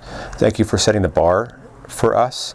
Thank you for showing us and leading the way for this in a way that's been excellent. And there's been so many people who have done this, and I'm sure you've made your mistakes in the past, but there's been a lot of bad leadership and bad examples, and before it was very much gate kept, and we're going to not talk about it and not share it in this my IP, and you're kind of privileged to be here. So thank you so much for doing that. Thank you for being willing to share that. And man, it is so cool to sit here and talk with you. I'm sure we could talk to you for hours, and so many stories that you could tell and go. When we talk about the longevity with Brian and myself, we figured out, because we have nothing better to do, I have my own back lounge, and Brian's there every night, and we figured out that we have been hanging in my back lounge for 3 years. 3.85 years every consecutively? Night. Yeah. Well, 1 year and 1 year, when you add them all up, you say and go, that's just a lot of time. Never mind the shows that we've done, but just every night in the back lounge. Oh, we have stories. We used to, meet each other in the 4 o'clock in the morning and have our third meal of the night, just crazy stuff. And it's great to see Brian, because when we were younger, Brian was a lot younger than me in those days, and he'd do everything. I mean, he was a go-getter. He would do our merch, he would drive a truck, he'd do guitar stuff for Joan in the studio. It was just, he was holy, as opposed to me, the hippie who didn't know what I was going to do in life. This was it for him. He knew from the minute he was a musician, and then he knew from that minute on that this was what he wanted to do the rest of his life. And he's done very well for himself. What is one thing you would love to tell to Brian? I'm glad you grew up. You had the opportunity to talk crap. Well, a lot of people don't grow up. You know what I mean? He's got a beautiful daughter. He's got a great life in Las Vegas, and he was like me. That's why I didn't want to get married. I wasn't sure. I was away all the time. It was exciting. I was on the road, and he was like that too. But he grew up. He sees things differently than he did when he was a kid, as do I. You know what I mean? So that's important. Okay, a couple questions. You've seen the trajectory of the music industry go from super analog to typescript to plugging holes in pieces of paper to you're at the cutting edge of it now. What do you see as the future of this industry, or what do you think it's missing right now? You know, I think it's, look, as the technology gets greater, the AI, everything we're talking about, it's gonna change again. You know what I mean? And I don't know if I'm gonna be around when that change happens. You know, we go through the disco, the dance phase, the heroin music, the Seattle scene, you know, this and that, the rap, the blues. Country is so prevalent now everywhere. I don't know if it's going to take a 180 and there's going to be some kind of other multimedia with AI type generated music. I don't know what's going to happen, you know, because it's. I can, like I said, I can see the first Shoko mixing consoles was just a rack, you know, of with knobs like that for 5 different channels, you know, or 6 different channels, you know. The 1972 Stones concerts, they used a Tyka brace system with like 8 bottoms aside, you know. Now it's 8 bottoms aside just for one guy's monitors, you know. So it's the technology. I don't know where it's going. Everybody's doing things from sound to pyro to lighting. The Chinese, incredible. I mean, because they don't have some of the strict laws that we have. The things that they're inventing over there as far as lighting and processing and everything is fantastic. So I don't know where it's going. I hope it goes to a place, I hope it's almost like one of those resurgence, you know, where there was a time when kids were coming and say, "Oh, I want you to hear this song. It's amazing." And I go, "Yeah, well, when Neil Young did it originally 20 years ago, or people, there was a time when people were discovering Neil Young, and 20 years after he was famous." You know, the kids, I would love to see a time where that comes back, where they start appreciating some of the older, and it'll be classic music for them, some of the older classic music, and just don't say, like I said with my parents, sorry, with the bang, when I said to my parents, where I said, you know, the Artie Shaw Orchestra, and I don't get it, you know, I really don't get it, you know. So that was my mistake, because you know, you listen to that music now and you say, you know, some Cab Calloway and all that stuff, you go, some of this stuff was really great, but because it was my father's music, I wouldn't listen to it. So all I would say is I hope it goes to a place where all this incredible music that we've had from the 70s, 80s, 90s, the 2000s, everything, there's a place in the future where it's just not going to be a brand new type of music and entertainment and listening. I hope it's like listening to the vinyl records. I hope that stays alive, because if we lose that, we lose the history. And you lose the history, you can't really figure out how it progressed to what you're doing now, what you're listening to now. To the person who has never been to a TSO show, what would you tell them before they walk in that door for the first time? I would say, buckle up, take it all in. It's like one of those incredible books that you have to read 3 times, because as you read it more and more, you may not see and get everything the first time you see TSO. That's why we have so many repeats. You know, they want to come in, but just sit back, enjoy it, look around, and make sure that you really, really try and take everything in, because there is a lot. The vocals, the dancing, there's going to be amazing content, video content, and musicianship. Like I said, we have some of the finest players and singers in the world on this stage, and that's tremendous. Are you on social media? I've got a Facebook account, but I don't really. If people want to follow you and follow your career, is there anywhere they can follow you at? No, not really. Okay, I guess they have to come to a TSO show and see if they'll see you walking around back there. So Yeah. Thank you so much. Incredibly, I'm honored to be able to be here. And Thank you. This is great. Seriously. This has been great. You're asking a lot of questions and don't normally get asked of me. Oh, hopefully it's good. Yeah, that's good. Yeah, that's good. That's good, because, you know, everybody's got a life, you know. Yeah. Jimmy Pettinato, my production manager, you know, Brian Wong, my production coordinator, you know, Brian Hartley. Everybody's got a life. Everybody's got a story, you know? And it's like anything else. Sometimes you hear somebody's story and you go, maybe I'd like to do that, or, you know, maybe I'd like to go see a show like that.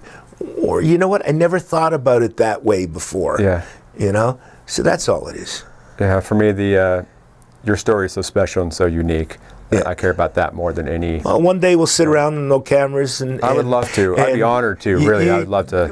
Brian and I, we've got some stories. I'm telling you. I'm sure. We've got some stories. I'm sure. You know, California Jam with Frank Wiener, Mahogany Rush, hiring a drug pilot to black out an airplane, and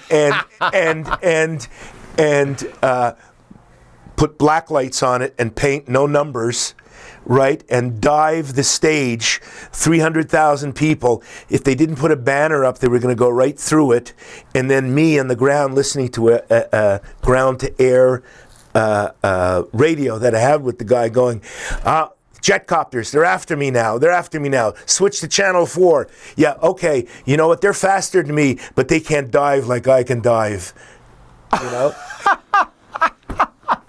And everybody coming to me going, are you responsible? I don't know what you're talking about. And then seeing the guy, remember, no phones, no nothing. Seeing the guy at the Rainbow in L.A., 2 days later, 3 days later, going, Jesus, what happened? He said, oh, dude, I found an abandoned strip somewhere out in Long Beach, and I just ditched the plane, and nobody put two in. It was big news out in Ontario where they had this, you know, where they had the concert, California Jam. There was no, and he got in there. And he said everything was fine. And he said, then it went back 2 days later, he got the plane, and there was 300 FBI, you know, everything like that. They were waiting for him to come back because here's a plane that was unmarked, you know, with black lights on it. Now, if it would have been now, they would have known right away something happened in Ontario, 60 miles away. They had no idea. He was an ex-Nom. He was an instructor, ex-Nom vet, and he just talked to them and said, oh yeah, I was bringing it here to paint, and I had engine trouble, and he got away. Wow. When was that? That was the California Jam. What year was that? 1979, oh my I think. Gosh. There's 100 stories like that. Oh, yes. Well, thank you so much. You got it. Appreciate you. Appreciate you guys. Yeah. Thank you very much. Alrighty.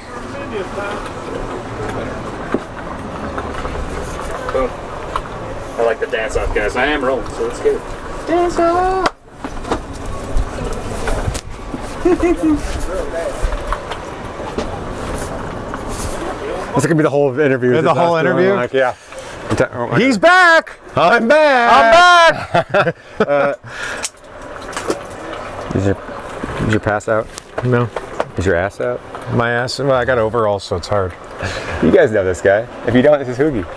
If you want to learn more about his past, we'll link the video below, which we've talked, it was with Five Finger? Five Finger. Was the last time I saw you? We didn't do anything with Shinedown. I was with Five Finger in 2023, and I started hanging out with this interesting gentleman by the name of Brian Harley, who dragged me into the world of TSO, which is here we are. Stage right. I live under the stage. This is my home away from home. What he's not telling you too is like, how long have I been bugging you to help me get here? Yes, you've been hitting me up for, well, last year we couldn't pull it off last year, and then this year you hit me up, and I'm like, okay, I got an idea. You need to work this angle. And it worked. We need to go through Brian, and you need to. First off, that was a fantastic idea because Brian's nuts with this. Oh, this is insane. Creative this entire design. Thing is insane, bro. 25 years of his ideas on stage. What you see at a Trans-Siberian Orchestra show, visual-wise, from people swinging out over the crowd, to snowing, to the drones, to everything. It's all Brian. Okay, so how did you meet Brian? We have a lot of mutual friends in the industry, and it took us years to meet. We didn't meet until Five Finger Death Punch, and he was doing front of house lights, and I was taking care of Zoltan. And Yeah, we ended up hanging out, hitting it off all summer, and we were in Europe, and he kept laughing. He's like, I'm going to get you to work with this band called TSO, Trans-Siberian Orchestra. You're going to work for them, and you're going to work for Sabotage. And I'm like, no, I'm not. You're like, I love that for you. No, I'm not. No, go on the road at Christmas. No, I got a family. And well, one thing led to another. And it was a good decision for me to come out here and do this. And you either like it or you don't. And I honestly really, really enjoy what I got going on here. This is my second year, and I would definitely come back year after year. I take care of stage right here. Chris Caffrey, Tony Dickinson, the bass player, Roddy Chan, violins, and Kayla Reeves, she actually plays the last song every night, the giveaway guitar. I take care of her as well.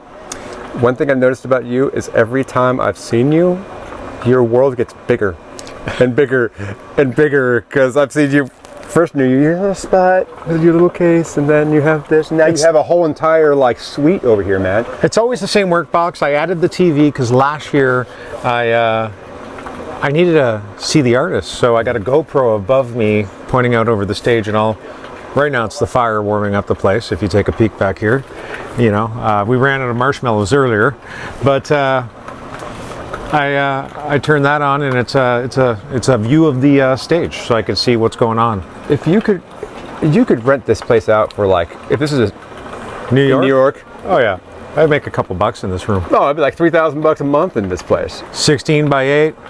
I mean, golly. Okay, so walk me through a little bit of, is this still the same stuff from before? This is still the same work box. Everything is the same in my work box. Mental case, built it. Two Brothers leather top. I've added the TV, obviously, for obvious reasons, which came in great handy too. I also work for 3 Days Grace now, and we did a Disturbed support slot. And I was nowhere near the stage, and it's awesome for festivals too, because I could have the GoPro on the side fill, and I don't need to stand on stage and watch my artist. I can just see him from my little TV. There's a little split back there. Is it just directly from the GoPro? Behind the TV, hit the button. And then I pump it through my Spark too, so I can watch movies all day. But yeah. It's just a direct to the GoPro, and it's an HDMI cable, and there's the stage. Huh. Yeah. It's almost like you've done this before. Once or twice. Coming up on this, honestly, I've been doing this for almost 30 years now. So, started hanging out with all the wrong people out of high school, and 30? Yeah, 28 years I've been doing this. How old are you? I will be 46 next year, yeah. Huh. Yeah. So, of those almost 30 years, looking back, what's the one moment you're like, wow, I can't believe I was there? There's a lot of those moments, like some full circle moments where like bands you saw as a young kid, and then you're with a band opening up for them, or just stuff like that. There's every day is I try to take a bit out of every day. I mean, like, man, I'm getting to go around doing all these arenas, and with a production of this size, it's insane. It's like, what's bigger than TSO at this? Metallica, I guess. Maybe. But no, I'm at the age now with the artists that I grew up with. I'm seeing them, and they're looking like they're getting old. I'm like, oh no. Okay, can we go through a little bit of this world over here? We back up here, and I rebuilt this rack last year, and this year I developed it even more. This is the top two units here is Chris Caffrey's fly rack, and he uses this for Sabotage. I built this for the Sabotage South American rig. I wasn't available to go to Europe with them because I was out with 3 Days Grace all summer. But basically it's from the guitars, the wireless, into the Radial JX44. I've got 4 channels of wireless. I send it out to main and backup, Digitech 1101. That thing's like 30 years old. That's the core sound of Chris's rig. It's like, look it up, pre-Kemper, any effects, whatever.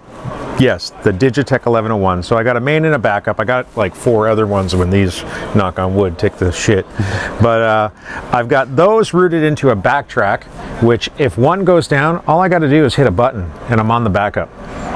And I can mute if I have to do something, so I'm not unplugging XLRs or anything. I always recommend putting a backtrack in any digital rig. It's easy to go from seamlessly from the main to the backup. Back here, for this show, I do about 95% of his punches. So he'll be running around and I'm changing it from clean to dirty to lead, depending on what the song calls for. Oh, it's not like MIDI? No. You're actually manually... manually doing everything for him. So I have a time code clock up here. And then I have, with TSO, I have a Rev G50 also, which we utilize for the set, which is just setting a different tone just in case. You ever like working on stuff and just like, bat? Oh, full keep on. going? Full on, the whole show. Yeah, tuning a guitar, whatever. I got to the point where I didn't even want a cable, so I took the tuner out of the JX44 and I actually plugged that into my workbox, and I do everything wirelessly in here now. So there's no, I don't even have a cable to trip over. Everything's wireless to the workbox, or the bass, you know, because I take care of bass as well, is wireless to the bass tuner too. But on stage, he also has a controller. He's got a volume pedal and a wah. Yeah, this is pretty much the Chris portion of the rig. Down here is a couple power amps. I've got a 112 up here if we want to listen to anything tone-wise, off stage, whatever, we can do that. But I probably only run that 10% of the time, and mainly in pre-production when we want to work on some tones. Violin. Sorry, also this is my pedal board section. Chris. Got an LED or LCD Yeah, screen yeah. on there. I love these Walrus tuners. You can change Look at this. the photos You can see the... in them. That's cool. There's Chris and his mom. Aww. There's the TSO logo. Oh. Yeah, you know, you could change the photo. So I've got a tuner back here if I need it in the rig. I've got one of these drop tuners because we have a couple different tuners. I only use it, or a couple different tunings, and I only use it if I go to the C sharp guitar and say he breaks a string. I can give him any guitar in standard and turn this on, and it's a half step down or whatever, or so on. I mean, I can go quite low.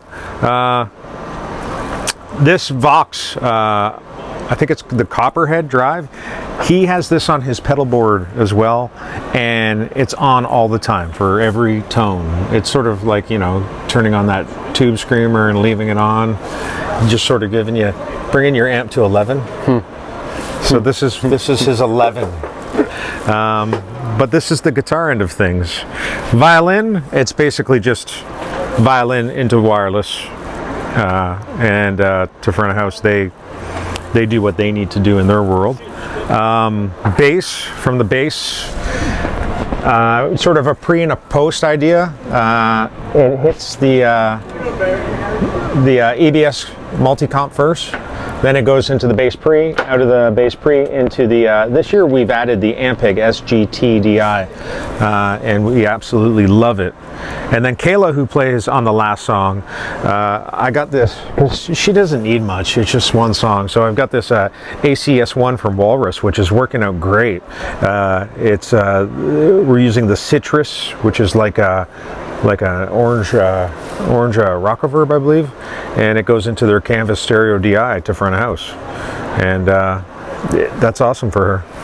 We got a lot of guitars in here. There's a lot of guitars of Jacksons, a lot of, this is every show they do a giveaway guitar. It's all signed by everybody. Oh, that's cool. This is the one that Kayla plays through that Walrus. Wow. Tony's. Can I see it real quick? Yeah. Cool, thanks. No problem. We got like 80 on the truck. Tony's got he's got a couple Fenders and a couple Music Man's Sterling and a Stingray. He uses a Diadaria for strings. Chris is he's all over the place with guitars. He's got a couple Jacksons, some older Jacksons that he really loves. That's actually a really pretty Jackson. Yeah. This one here he's had for a long time. It used to have a Santa Claus apparently painted on it. This has done every TSO show. That's a piece of history right there. Yeah. So this one he's had for quite some time. One of his favorite is this the Kelly.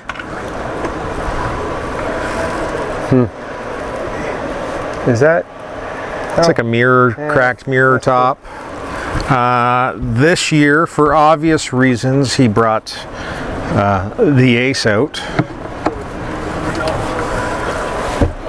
Wow. And it's actually signed by Ace. He was friends with Ace. Wow.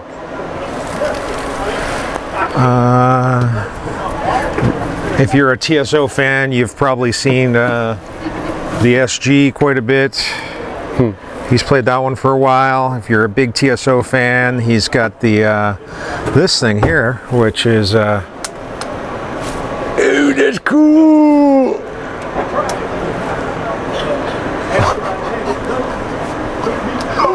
but yeah. Oh, that's cool. A lot of the guitars are like meant for certain songs. There's a he plays this one on Beethoven. It's Beethoven. It's got Beethoven painted on it. Legit. You've got the Wizard guitar, which has the Winter's Wizard. This guitar is a pain in the butt to get in and out of the. Everything's got to be pointy and you need to get hazard Be pointy. You know, the 80s were a thing. This one has the Wizard. If you look on it there.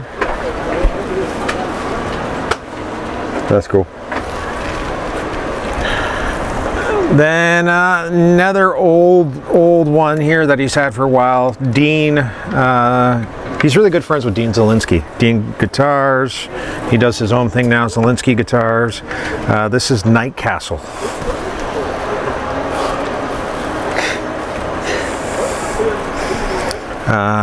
And then another Zielinski guitar that they made him. This one has the Z-Glide neck and it has his name in the back of it, but this is a White Tiger. He's got a black one as well on the bus, Black Tiger, but it's got the Z-Glide neck. Whoa. That's cool. And this is his newest one. He just got, it's a Telly with a Z-Glide, and I like it because it has the fucking, ooh, pardon my French. Okay. Beep, beep, beep, beep. Little beep, beep, beep, beep, beep. Yeah. Little video game button. Yeah. Those necks are so cool. Yeah. Wow. But yeah, he's Dunlop picks, GHS strings, Lizard Spit, using their product to keep everything clean. But this is pretty much Chris's world. I'll give you a peek over here too if you come this way. This is Roddy's violin area. Oh. He's got 3 violins out here. He plays the white mainly throughout the show. This one he plays for 1 or 2 songs, the 5-string. And the red one's more like a backup. And then, you know, another tuner there just for him. He'll come off, he'll plug directly into the tuner if he needs to. He's got a phone charger, a couple little things that he asked for, but he's, you know, pretty simple. He'll put the pack on his belt and it's really long so he can, you know, jump around with it. But yeah, this is Roddy's world. The rosin for the bows, which he takes care of doing all of that stuff. I never mess with his bows. I never mess with his rosin. He likes to do all that at his home. I just make it look the same every day for him, and yeah, he's great that way. All the guys are. A couple things I've noticed with you. And I think this is kind of a testament to your tenure here, is your attention to detail and setting yourself up for success with stuff. A couple questions. All of these, do you do that? I do that everywhere I go. I've seen that everywhere you go. Yeah, the tuning's on the headstock, because then when I'm grabbing it, or if somebody comes in and has to do the gig for whatever reason, I get ill or hurt or whatever, every headstock's labeled, everything's, you know. Have you ever gotten pushback from an artist for putting stuff on there before? No, I can't say I have. And then with these guys this year, I've added, because he's always like putting picks in his pocket, so I actually added these pick holders to all the headstocks of his guitar. I did it last year with the bass player. He loved it. So this year I added it to his. How do you? It's just dual lock. He was fine with it. They did the same on the other side of the stage, so I just did the same thing here. And then what I do is, because I don't want to forget, and there's so much going on, I get a time code here. Sorry. All good. Myself at home here. I get time code here.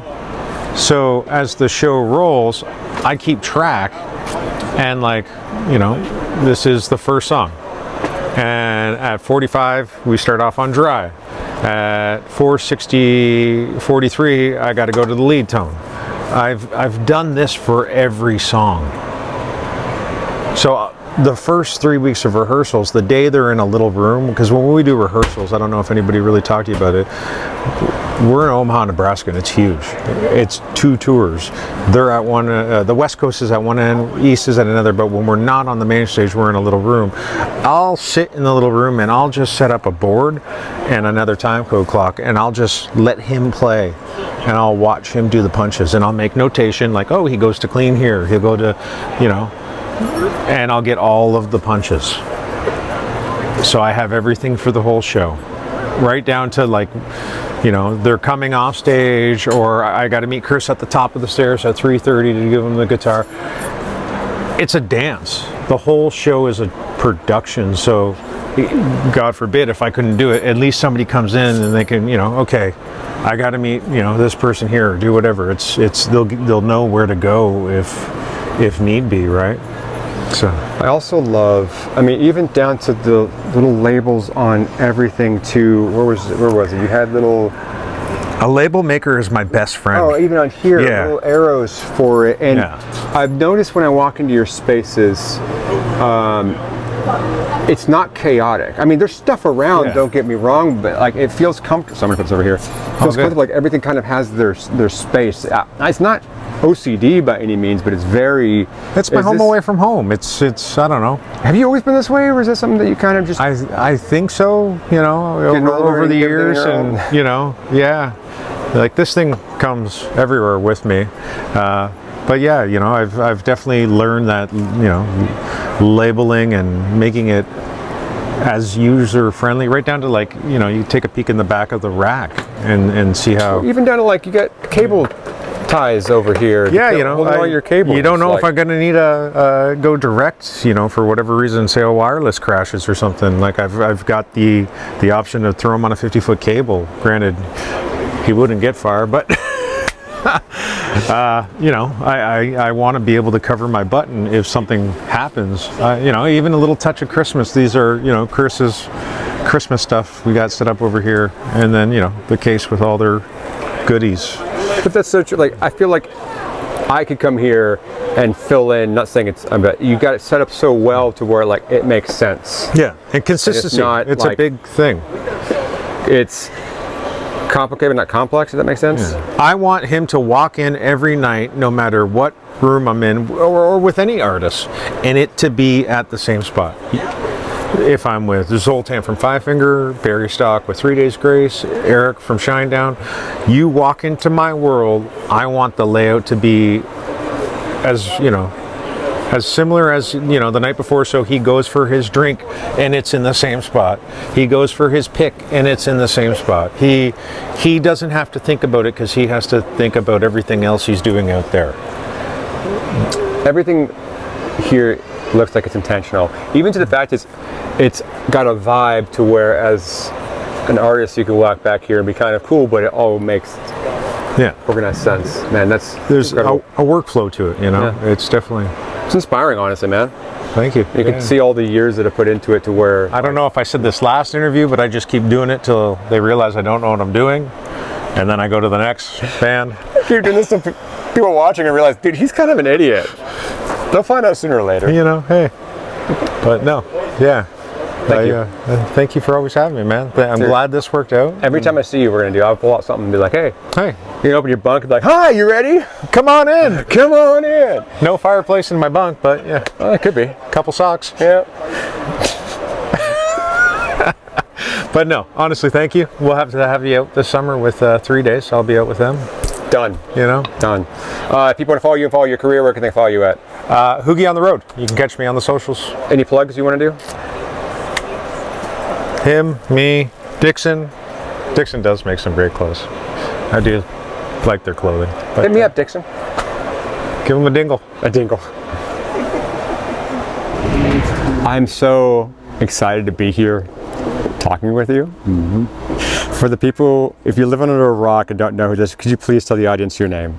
My name's Dave Whitman. I started in the studio business in 1972 at Electric Lady Studios, and then I met Paul O'Neill somewhere in the late 70s when he came into the studio to do a project, and then we reunited in 1995, and I've been working with Paul since then. Wow. So you've been with this thing since the inception. Yes. Okay. One thing we were talking about Friday about your history, and you're being very humble with what you've done, because you've done a couple studio records in your time, and you're also one of the few people who has successfully been able to do both sides of it at such a high tier level. So thank you for being just kind of an inspiration for all of us audio nerds to be able to do that. So could you tell me about a couple albums that from your past that you were able to work? Because you did the albums for these guys too, correct? Yes. Okay. Yes, I've done all the records. The last 3 Sabotage records and all of the TSO records. I've heard there's a couple other bands that you've worked with as well for the studio side. Well, I mean, some of my projects that I engineered the main engineer was Foreigner 4 and Billy Idol, Rebel Yell, and the one after that, Whiplash Smile, but Rebel Yell is, and I worked with Kiss a whole bunch. I did the third album, Dressed to Kill, and a bunch of other ones, Animalized, Asylum, Creatures of the Night, and one more after that, and I can't remember the title of the album, but I only mixed that one. Looking back on those albums, which one sticks out to you as the one that's like, wow, that's probably the one that I'm most proud of? Well, Dressed to Kill gets mentioned a lot.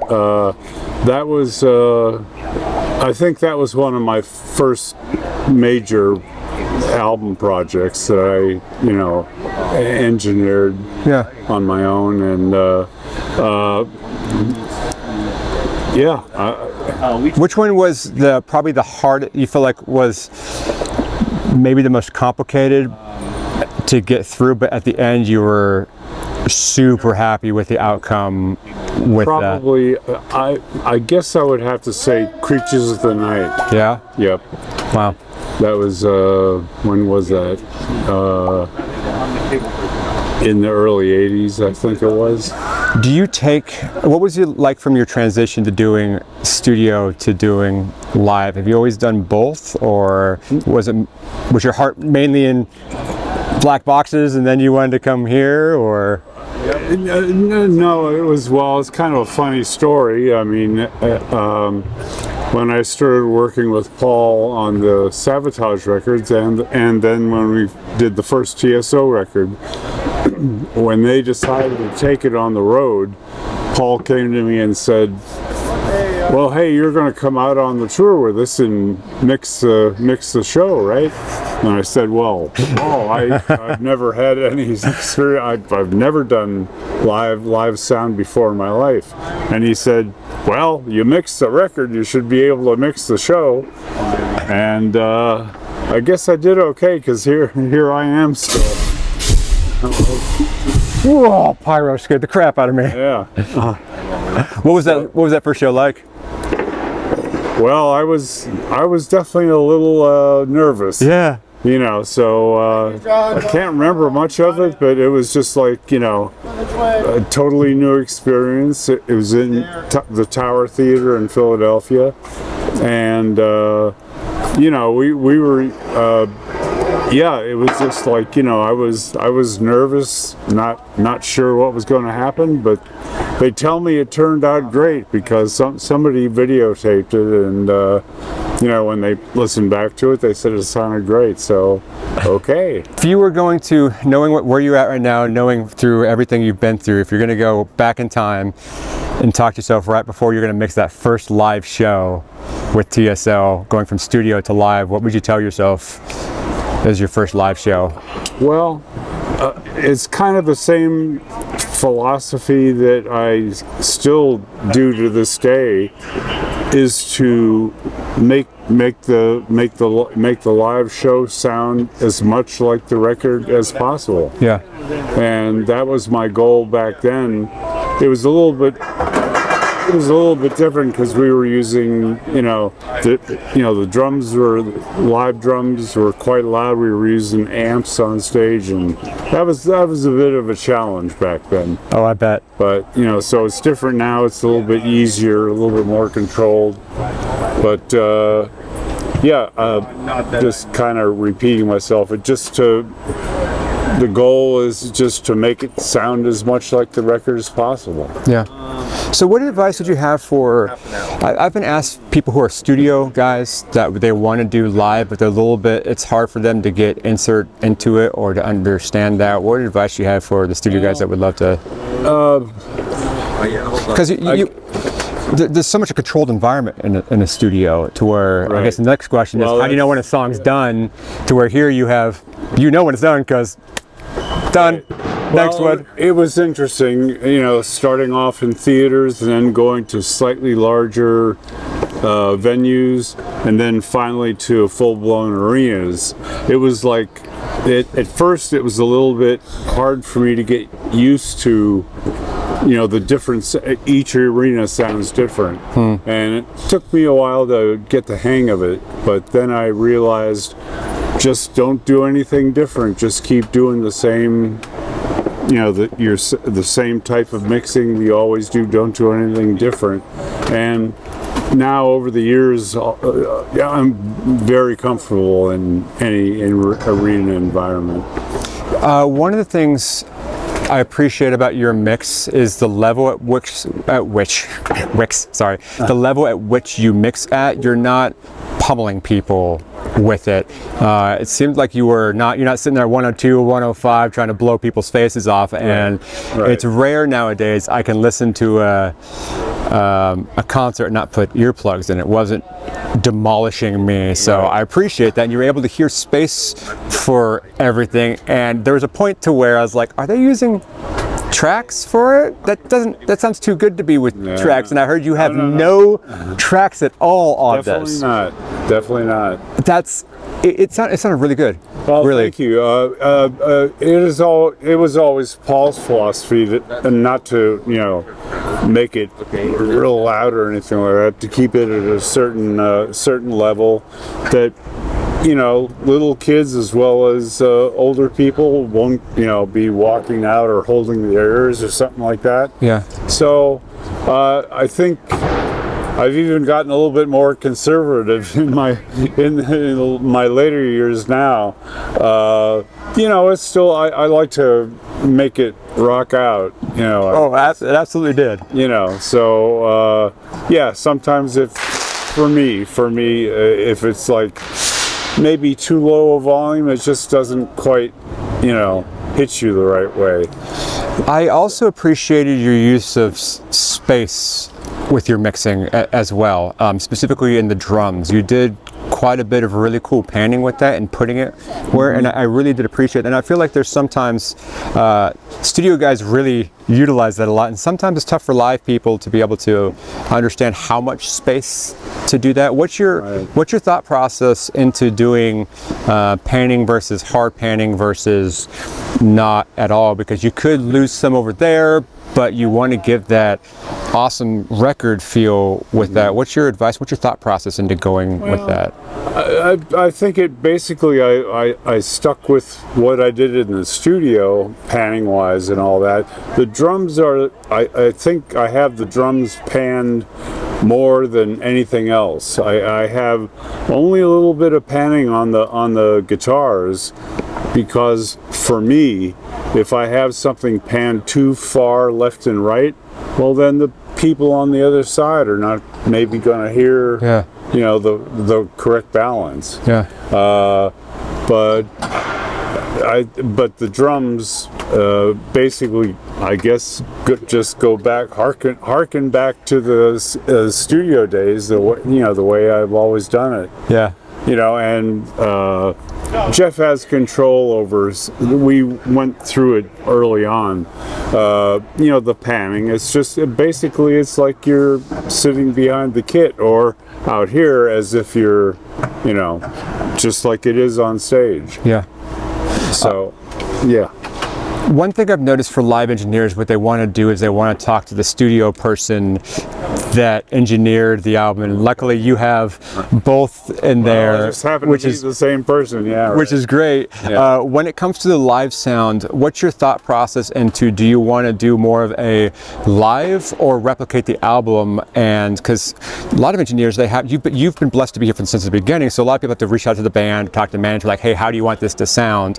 What's your thought process into?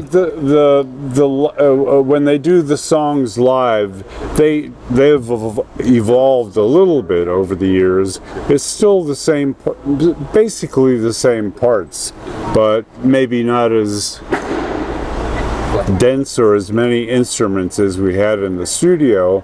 But you know, the band has been able to replicate most of what is on the record, and you know, I guess maybe my process, I throw my own little dynamics and stuff into it. Yeah. So, but it's still, again, it comes out like the record, I think. Yeah, it sounded fantastic, honestly. That was going to be another question of replicating albums that have been made a long time ago, because equipment has changed so much, gear has changed so much since then. What's your advice to people who are like, hey, I'm mixing a band that may be a legacy act, and I would love to be able to pay homage and tribute to how it sounded back then, but also be able to utilize the tools and resources I have now, but not have it sound so thin, or even at the other side, way too processed with that. Yeah. Well, gee, kind of a tough question. Basically, my advice would be to definitely listen to the original record, and then as far as, well,